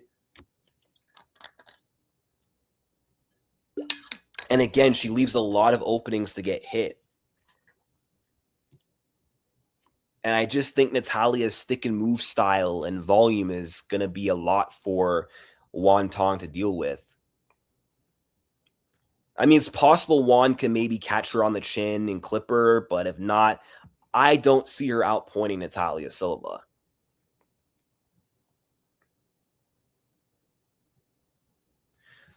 Kong Manon 2, Kong might turn her into a grappler. Maybe, but Manon might be able to out grapple her. Who knows? Silva can't piece up anyone with understanding of distance and footwork. Yeah, but Kong, I don't know, say her distance isn't good, but compared to like Rose or a Valentina, she is more hittable and more open. That's the thing. So, and Grosso has a good understanding of distance, hence why she was able to get in on Val and land and not be countered, unlike other women. So, I wouldn't say that's entirely true.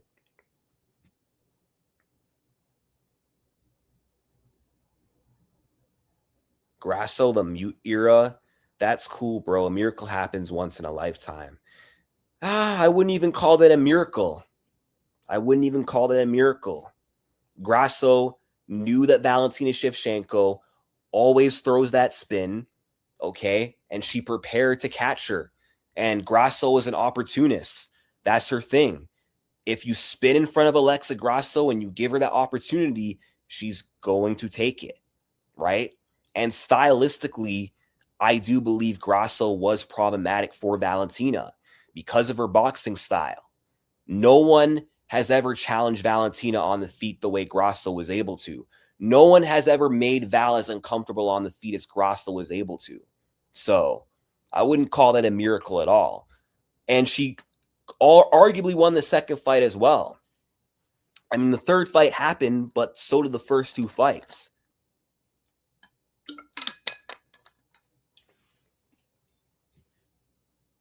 I just think that Grasso matches well with Valentina and has the tools to give her a hard time and already showed that she's capable of finishing her.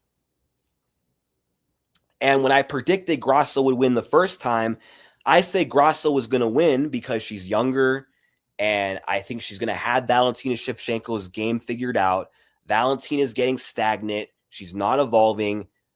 Grasso's been studying her for a long time. She's going to have the perfect game plan. I was right about that, right? And I knew that when it came down to the boxing, Grasso was going to have that one. And I predicted she was going to outbox Valentina Shevchenko. And I actually had Grasso winning the first fight by a decision. I didn't pick her to win by a sub, although I did believe a sub was possible. I thought how the first round went before Val adjusted and started wrestling in rounds 2 and 3. I thought how round 1 went was how the rest of the fight was going to go, and that Grasso was going to win a somewhat clear decision, like a Strickland versus Adesanya type performance. That's what I thought was going to happen. And then in the rematch, I did predict Grasso would finish her on the ground again, which almost happened in the 5th round. So, yeah. Now, in the third fight, fair play, Valentina, she adjusted. She came back with a better game plan. And I think Grasso just had burnout from having already fought her 2 times already. She already had a chance to prove herself twice against Val. And I think by the third fight, she just lost her hunger. Whereas Valentina Shevchenko She had something to prove. She had something to chase. She had something to win. So mindset wise, she was better off than Grasso in the third fight. And by the third fight, Valentina officially adapted to Grasso's style, and that's why she was able to win. But Grasso deserves full credit for what she was able to do in the first two fights. All right, let's see.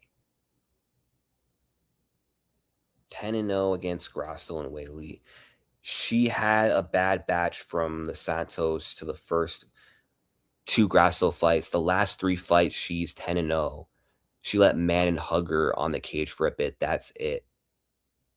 Nah, her last three fights, she's not 10-0 in rounds because she lost 2 rounds to Manon Fiorot. It was a 48-47 decision.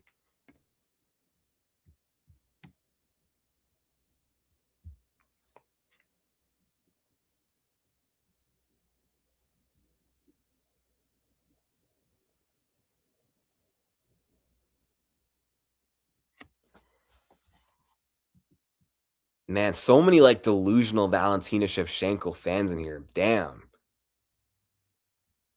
That's why I just want to see her lose the belt, just to see you guys cry. Just so you guys can see she's not as unbeatable as you guys think she is.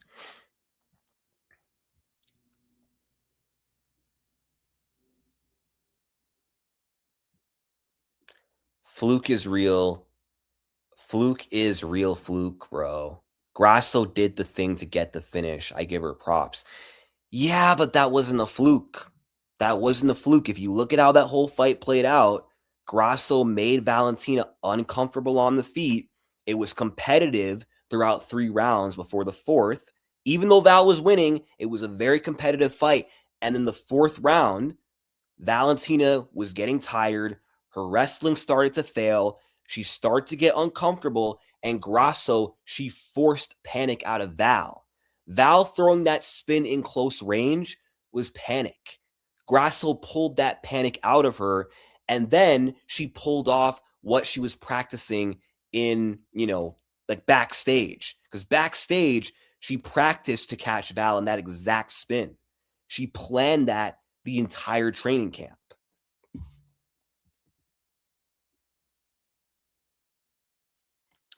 Hold on a second. I think you're overhyping what anyone does to Val. Not really. I'm just living in reality. I'm just calling these fights how I see them. If Valentina Shevchenko is dominant in a fight, I will give her credit, right? When she fought Grasso in the third fight, I love Alexa Grasso. I'm a huge Grasso fan, but I admit Grasso had 0 success against Valentina. Zhang Weili had 0 success against Valentina.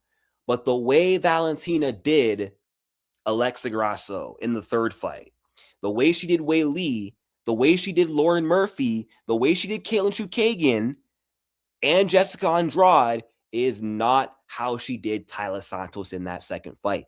Even if you believe Taila won, it was a close fight. It was a split decision for a reason. Even though she beat Manon Fiorot did have success.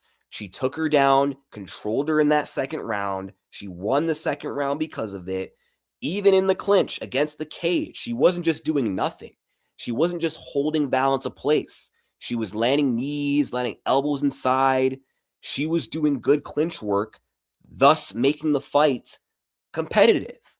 Valentina won the fight because she did more damage and because she was the better striker.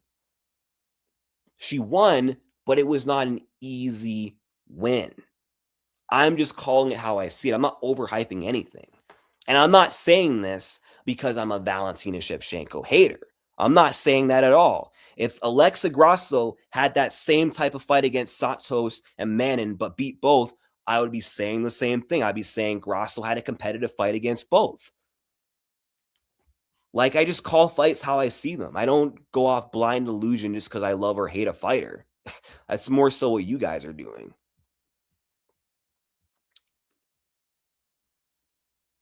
Let's see. Grasso just caught her in a couple of boxing exchanges. That's it. Nah, she definitively won that first round when it came down to boxing. And then she ended that round with a takedown too. So that's not all she did in the first round.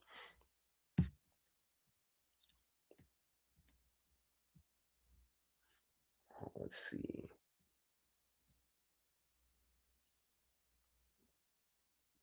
Bullet should have whooped her the first time around like she did in the third fight. Yeah, but she didn't. So, oh well. Grasso still has the win. She's still a former champion. So, can't change the past. Only a couple of moments on the feet. That's funny.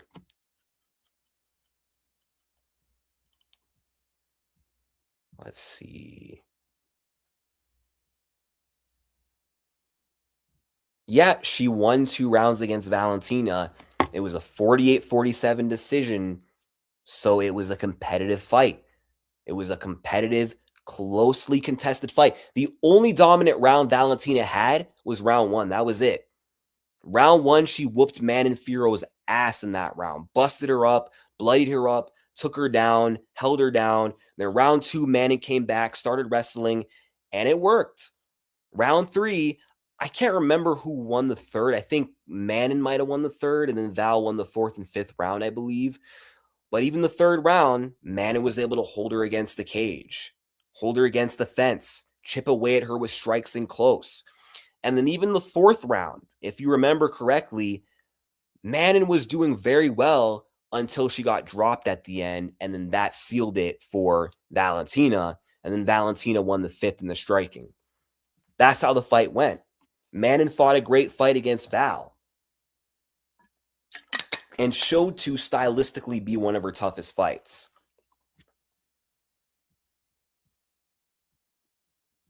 And Grasso didn't only land 2 good punches. She landed a lot of good shots on Valentina throughout the first 2 fights.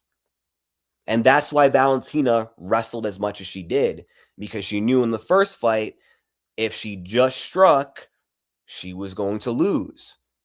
And in that second fight, I would say the same thing.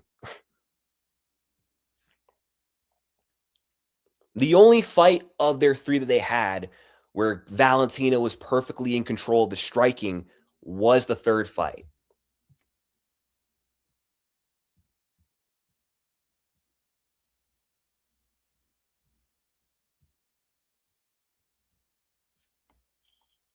All right, so let's see. She did land an illegal knee, but I mean, that wasn't just her only big moment of the fight.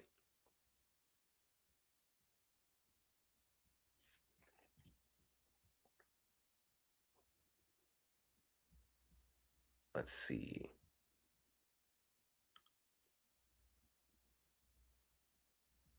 But she didn't catch her with some punches. That's not how the fight went. Like you guys act like Valentina put on an Natalia Silva type clinic on the feet against Grasso, and then Grasso landed like 1 punch and that's it. That's not what happened at all.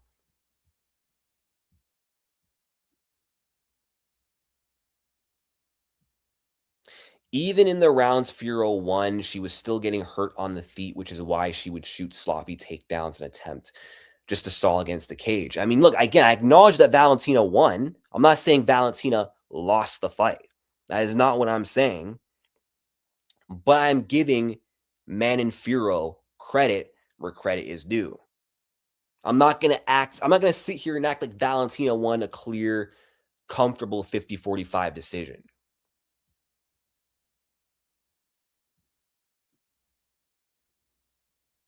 I don't know. I think Shev can adjust more for Fiorot in the rematch than otherwise.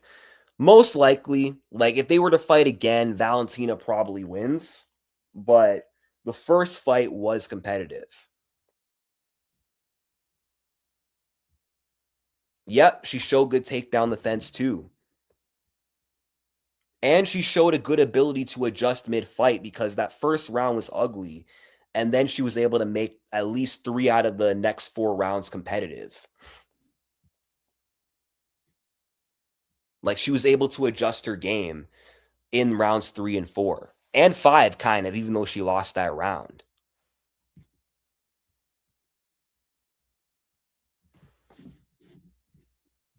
I already gave Grasso credit for the miracle.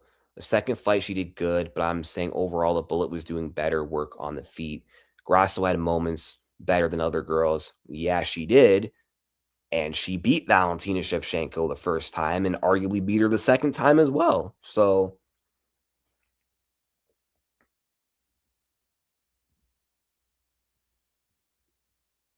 but you just act like the first fight was, oh, Grasso was getting owned, and then Valentina handed her that mistake on a silver platter, and Grasso just took that moment as if it wasn't pre-planned on the side of Alexa Grasso, as if it wasn't well thought out and well strategized.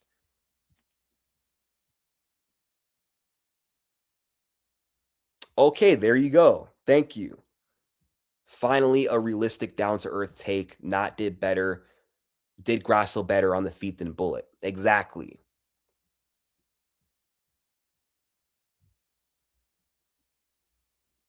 Let's see. Furo gets credit for having a dog in her and great takedown defense, but that's about it.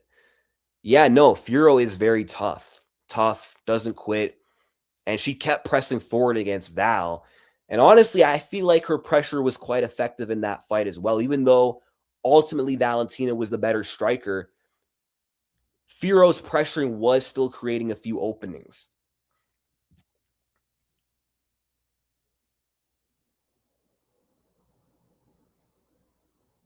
I'm admitting Bullet made. Okay, there you go. It was a close fight. That's what I've been saying. That Manon versus Grasso, or sorry, Manon versus Valentina was a close fight because it was.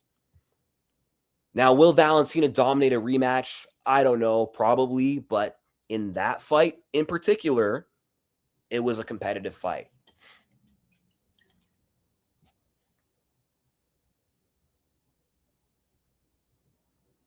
A competitive fight is Joanna and Zhang.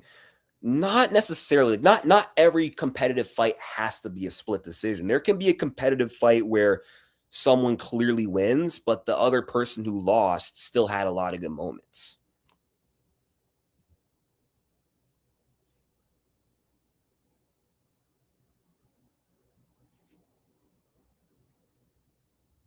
Yeah, James, Val made a dumb mistake in the third, costing her the round. Yeah, Val does usually make a lot of mistakes like that where opponents are able to capitalize. That's why Santos was able to get her down a lot because Valentina kept trying to like beat Santos at her own game. And that led to Santos reversing takedowns or ending up on her back.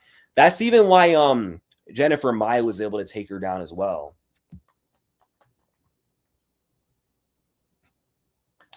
Let's see. Yeah, she was losing the first fight. I'm not saying that Grasso was winning, but I don't think the first fight of the first 3 rounds was a domination compared to what fight 3 was. It wasn't going like fight because, for example, if Grasso would have got that guillotine in round 4 against Valentina, um, that would have definitely been more of a fluke than the first fight for sure. Like in that fight, you could definitively say Valentina was dominating till Grasso landed the fluke guillotine, but the third fight was different for sure.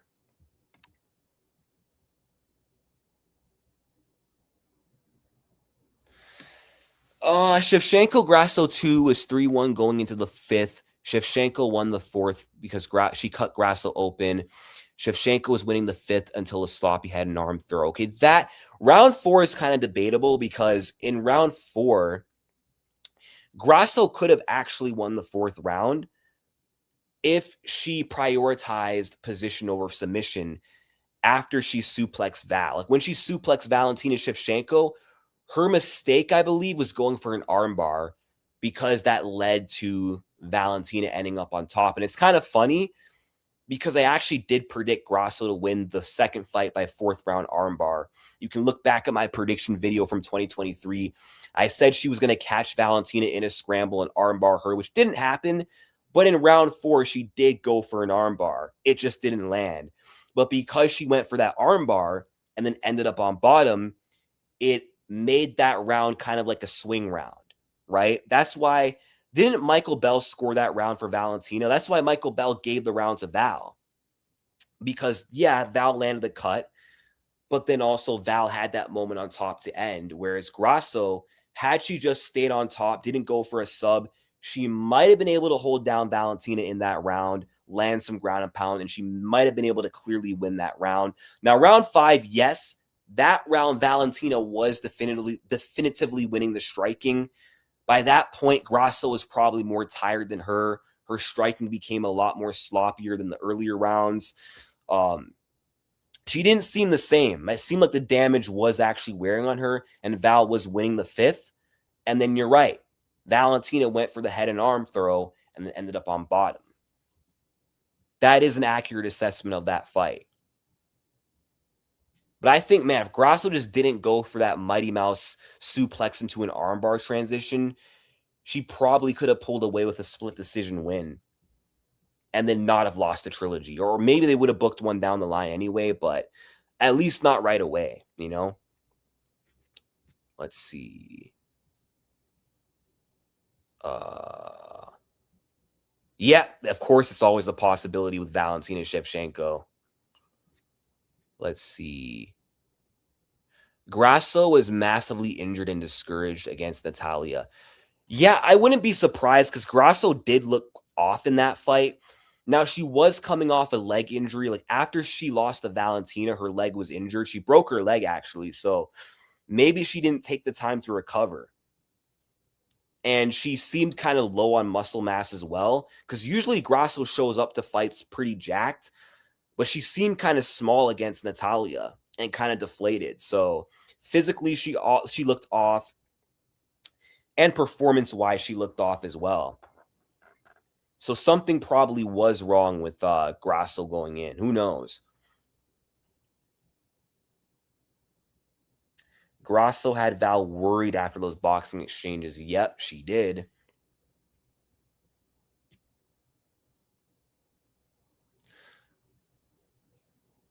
I gotta watch that sequence with those knees again to see if they were like illegal. But if those knees were legal, those were also good moments for Alexa Grasso. Because that's also damage.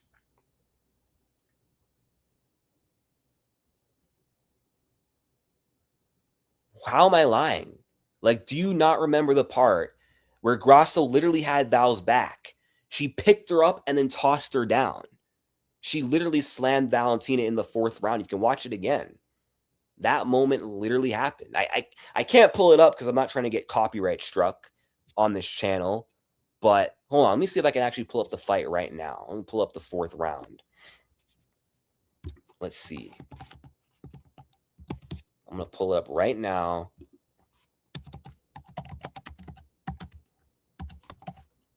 Grasso versus Shevchenko 2. I am going to mute my stream real quick so I can avoid audio playing from the UFC.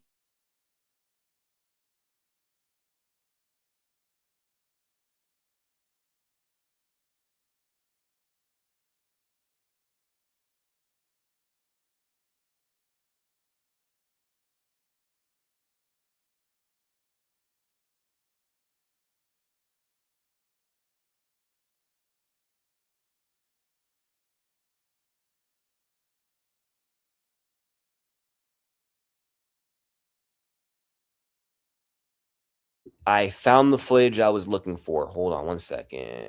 Let's see. Is this not a suplex? Like, come on. She picked her up by the back and she threw her on the ground. Maybe she didn't throw her all the way back and get her on her head, but this looks like some form of a suplex, if you ask me.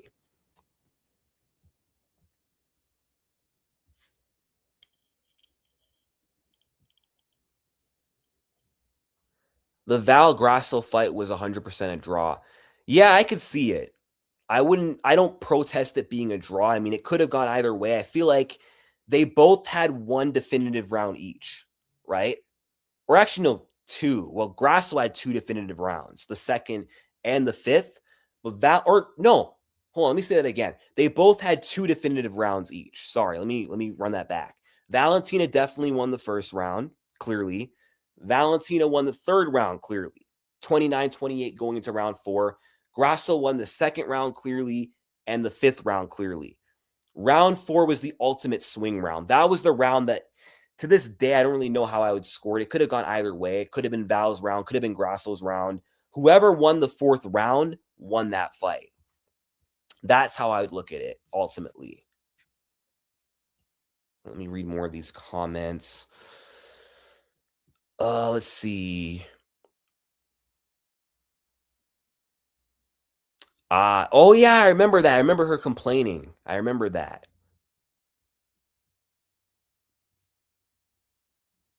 Grasso did more than enough to retain the title. I agree. And it's crazy how Grasso went from being competitive in the first 2 fights, beating Val in the first fight, beating her in the second fight, to getting owned in the third fight. It's kind of crazy. Because I remember I thought Grasso would win, though I was worried that she might lose because of how well Val did in the first 2 fights. But even then, I thought even if Val wins, it's still going to be a competitive fight. I did not think Val was going to make it look that easy.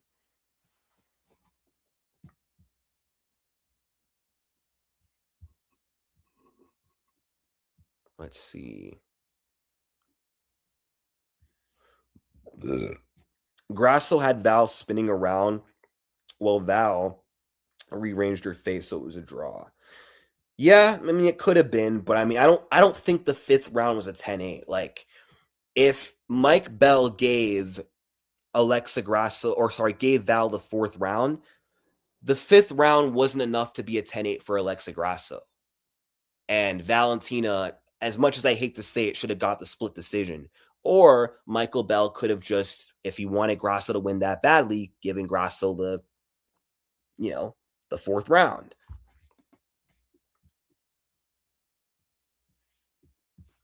Let's see. Bro, it wasn't a real suplex at all. Nah, it is some form of a suplex. Come on.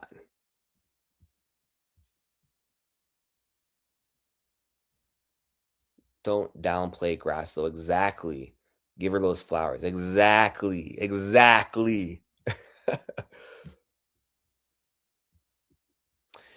Furo is slower and defensively more flawed than Silva. Actually, I think Grasso has a good chance against Manon. Oh, me too. You know what? Let's talk about this fight. All this debating we're doing about Valentina, like let's put that to rest for now. Let's put that to rest. Hold on a second. Hold on. Let me go to MMA Junkie.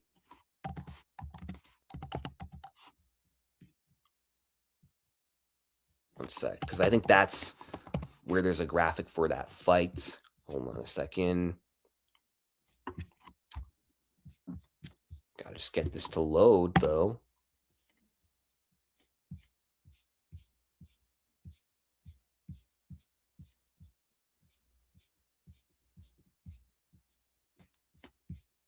Hold on. When was this fight news up? Okay, here it is. So, Manon Furo versus Alexa Grasso is happening September 12th. I didn't do an individual video on this. I did blend this in with my Valentina versus Natalia Silva video. But yeah, what do you guys think of this matchup? Like, I feel like it's a bad matchup for Alexa, but I kind of see a path to victory for both. Like, Manon can use her size to her advantage, use wrestling to her advantage, take down Grasso, hold her down. But Grasso could use her speed, her boxing. And if Grasso's takedown defense in this fight is improved enough to deal with Manon when Manon does want to try and initiate grappling, Grasso could very well get the job done.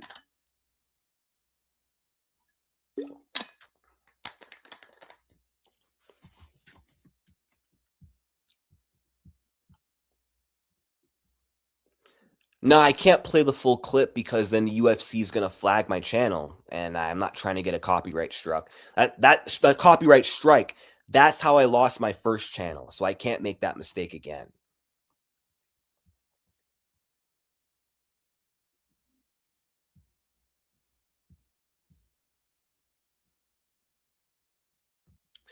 But yeah, no, Valentina did come in bigger in the second fight compared to the first fight. And it seems like since the first Grasso fight, Val has been kind of bulking up a little bit more because she looked big too against Wei Li.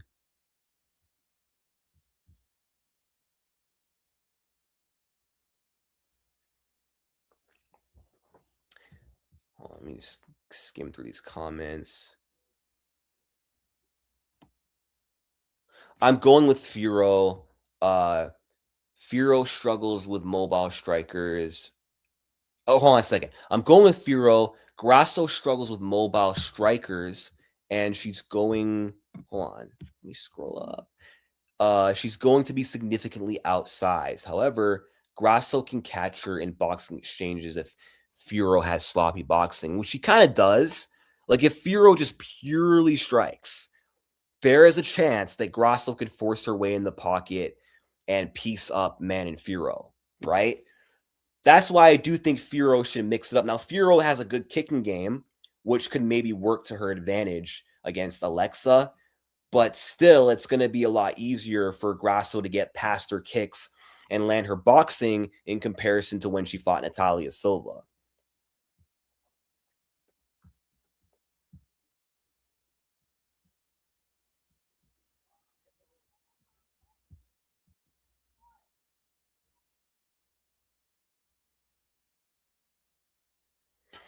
She's always been stronger than these girls at 125. Grasso's BJJ might deter her from taking her down. Furo should use her size against Grasso in the clinch and as opposed to taking her down. Oh, so you're saying she should just try to wall install? I mean, I guess that works as well. And I'm not saying like she can't beat Grasso on the feet, but she has to be very perfect when it comes to uh her her defense on the feet. She's got to be perfect with her outside fighting. She has to keep Alexa Grasso at kicking range. Because if Grasso gets close, Grasso's going to have a leg up on Man and Furo.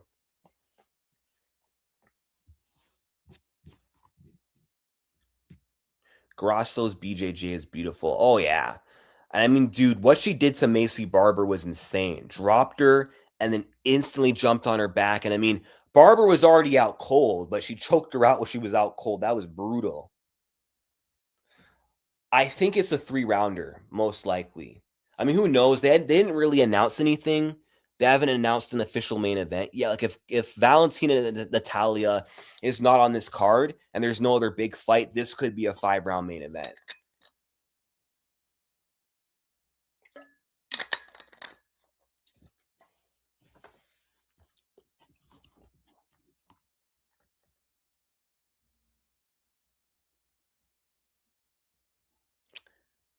Hold on a second.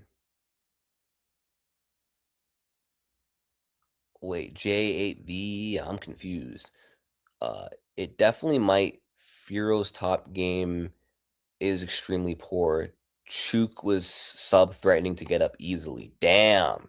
Well, I forgot about that fight. That fight was so horrible. I haven't watched that fight since it first happened, but I remember it being kind of competitive and kind of boring, but then Manon just barely getting it done.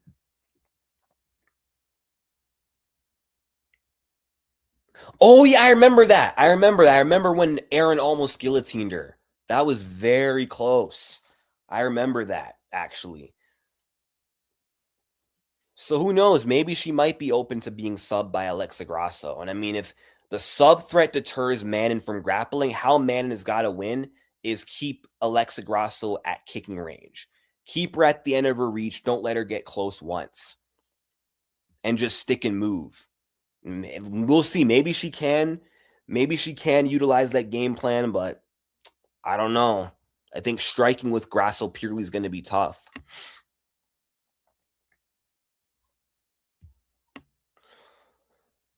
I don't know why you think Suarez beats Grasso. She doesn't. Okay, dim sum, whatever. I've like debated this with you enough times. I don't feel like debating it again.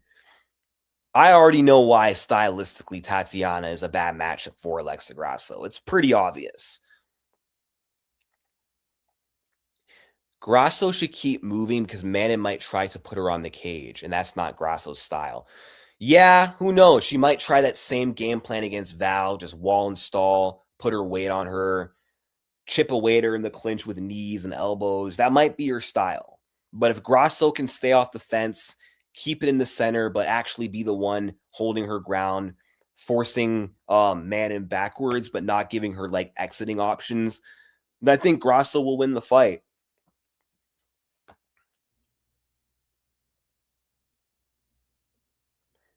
People act like Grasso subbing people off her back. I mean, well, yeah, she hasn't really had a sub from bottom yet. That's true.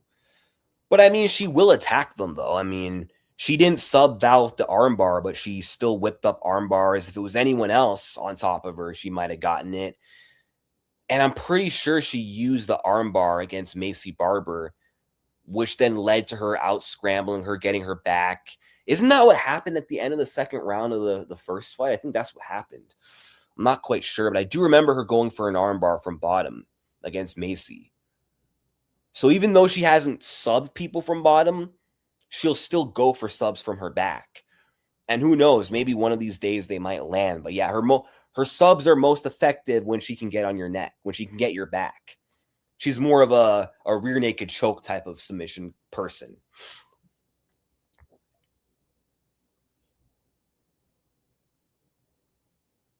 I think Manon on top of her should be safe. I mean, she might be. Who knows? That's why I'm saying Manon should wrestle.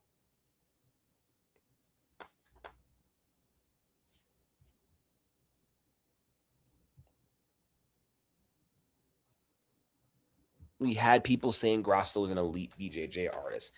I think her jiu-jitsu is elite. I mean, she's not a Charles Oliveira on the ground, but I think she's pretty good.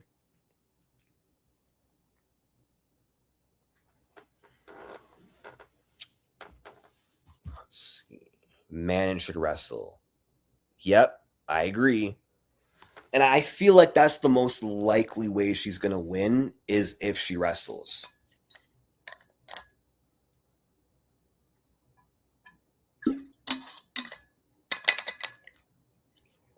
Her BJJ is elite. Oh, that's right. Yeah, she almost armbarred Carla. That's true. She may have not got a sub off her back, but she'll still attempt them. And they're still. I'd say she's dangerous off her back. Not to say Manon cannot control her on the ground. Manon just has to be mindful of her positioning to stay safe from subs.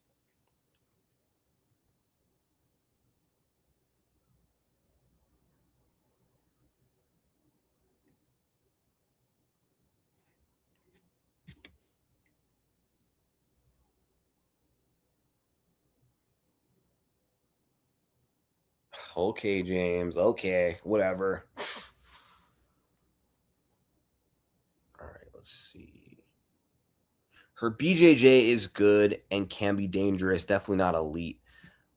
I don't know. I agree to disagree. I think it's good and can be dangerous and is elite and is one of the strongest parts of her game.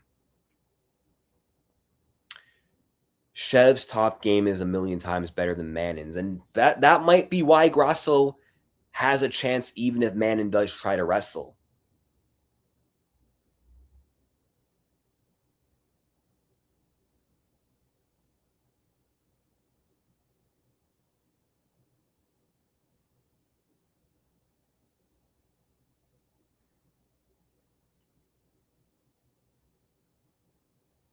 Let's see.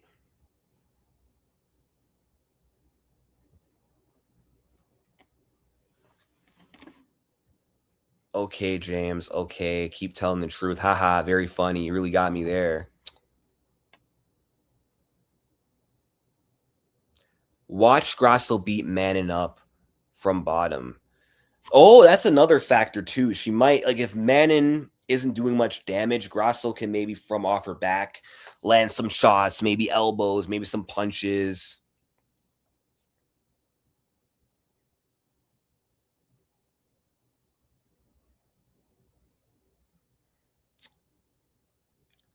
But to be fair, that's the one. Grasso could still be elite against other girls. Well, of course she is elite against other girls.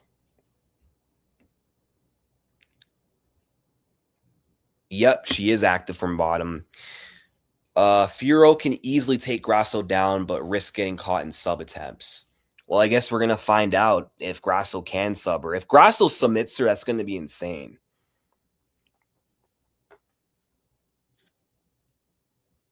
But I do ultimately favor Manon is a good striker and could land some shots on Grasso and give her problems on the feet. But I ultimately am giving Grasso the edge in the striking. I'm very confident in her in the striking.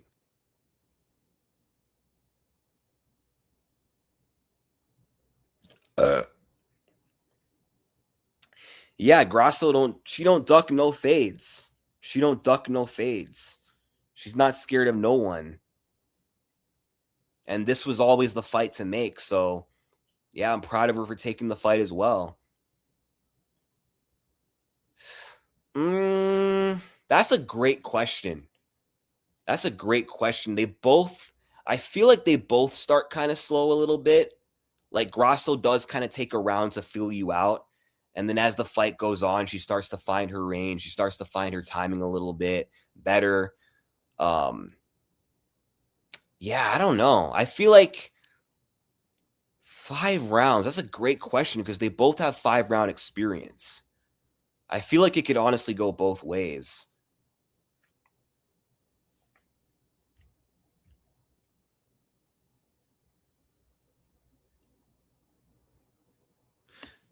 Yeah, Grasso might start. I mean, they both had their explosive first rounds. We saw what Grasso did to Barber.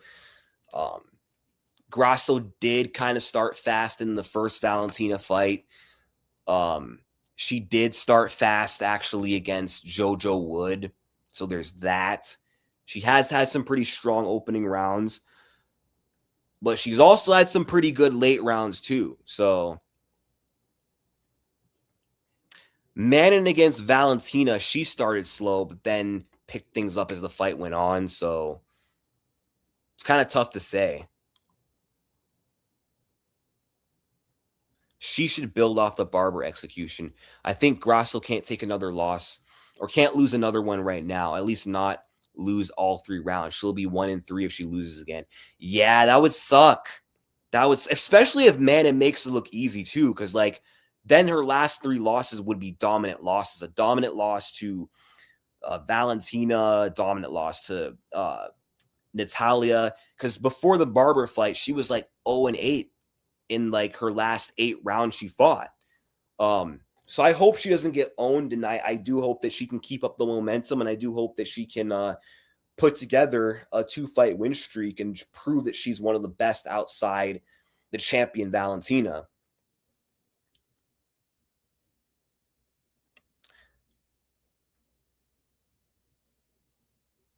Right? She was 8-0 in rounds. Yeah, that was bad, bro. She was kind of on her Tyrone Woodley losing streak arc, her Tony Ferguson losing streak arc, where these guys didn't even win a round in all the fights they were losing.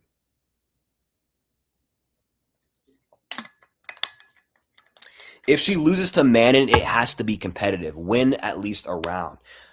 I hope so, but I don't. I'm not even asking for the bare minimum. I just hope that she wins entirely. And I hope she finishes Manon Furo. Yep, the Barber win did win wonders. That finish went viral. It literally gave Grasso an even bigger fan base. It made people see what I was seeing in Grasso. It made people respect her more. So I feel like if she's going to lose, it might reset the board back to where she was when she lost to Val and Natalia. But again, I think you have a point. If she does lose a competitive fight, she won't lose stock off that Barber finish. I'm rooting for Grasso, but I'm leaning towards Manon. I don't blame you. I could totally see it going Manon's way for sure. Size difference in this one will be crazy. Yes, it will. All right. Now there's another fight that I was supposed to talk about in this live earlier. It's in the title, so I'm going to talk about it real quick before I wrap things up because I can't leave this out of the video.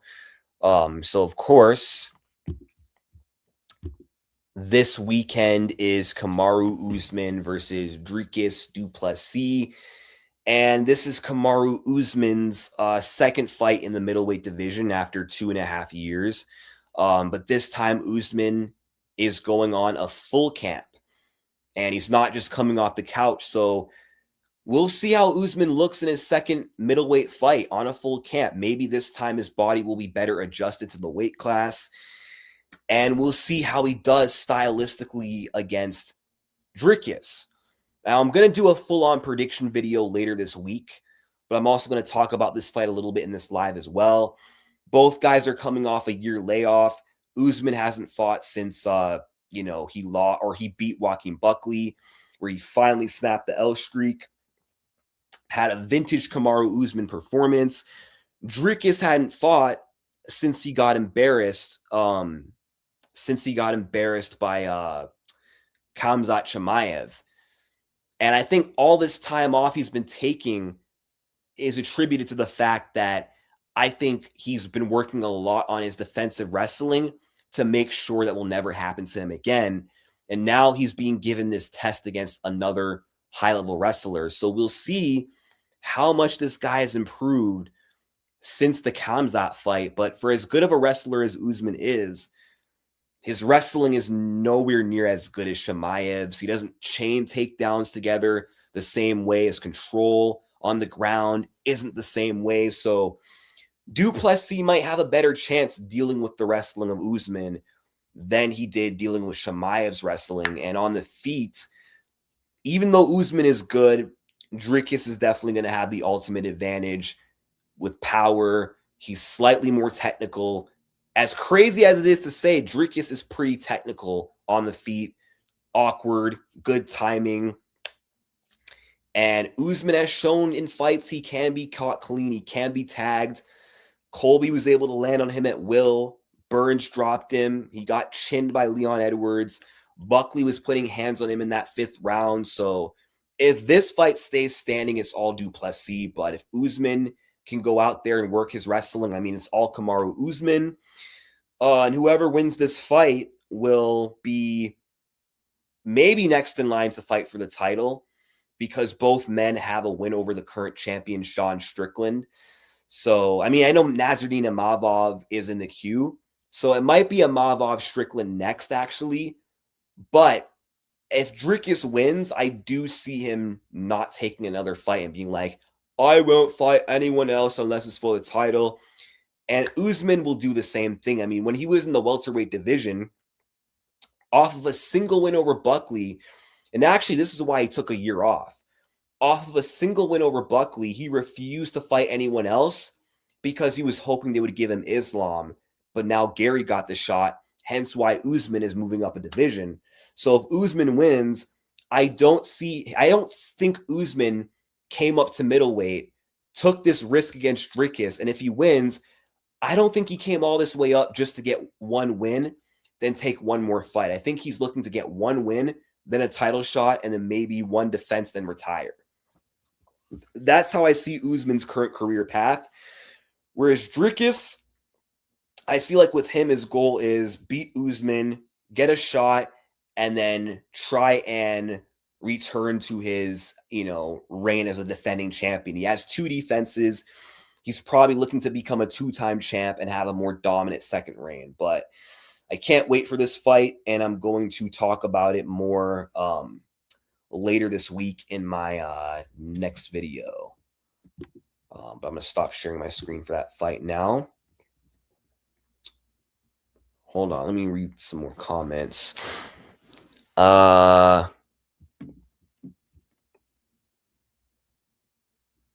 That's a good fight. Good matchup. If Usman shows up well, he should do good. He could. He very well could. He looked very good against Khamzat, who dominated Dricus du Plessis. And I agree, it is kind of a tough one to call. It is. MMA is too crazy. Too many unexpected shit happened this year. It did. So many underdogs are winning. Strickland, Gaethje. Carlos winning wasn't crazy, but he was an underdog, and he won off a torn knee. So, yeah. But either way, whoever wins between Usman and Dricus won't really be a surprise. Not as surprising as Sean Strickland winning. But that kind of begs the question. I mean, a favorite finally won in a pay-per-view main event this year again with Max against Conor. Are favorites back to winning this year? We'll see. Islam versus Gary is next month. And I don't know, man. We'll see if the underdog trend continues. I do think Islam is going to win against Ian, but you never know. Maybe Ian could be another Sean Strickland. Maybe he could be another Justin Gaethje. We'll find out August 15th. But thank you guys for joining this live. It's been a lot of fun, but I'm going to wrap things up now. I'm going to wrap up this live. I'm getting hungry, and yeah, I just have other plans for the night. So, but thank you guys for joining, and yeah, like and subscribe, and peace out.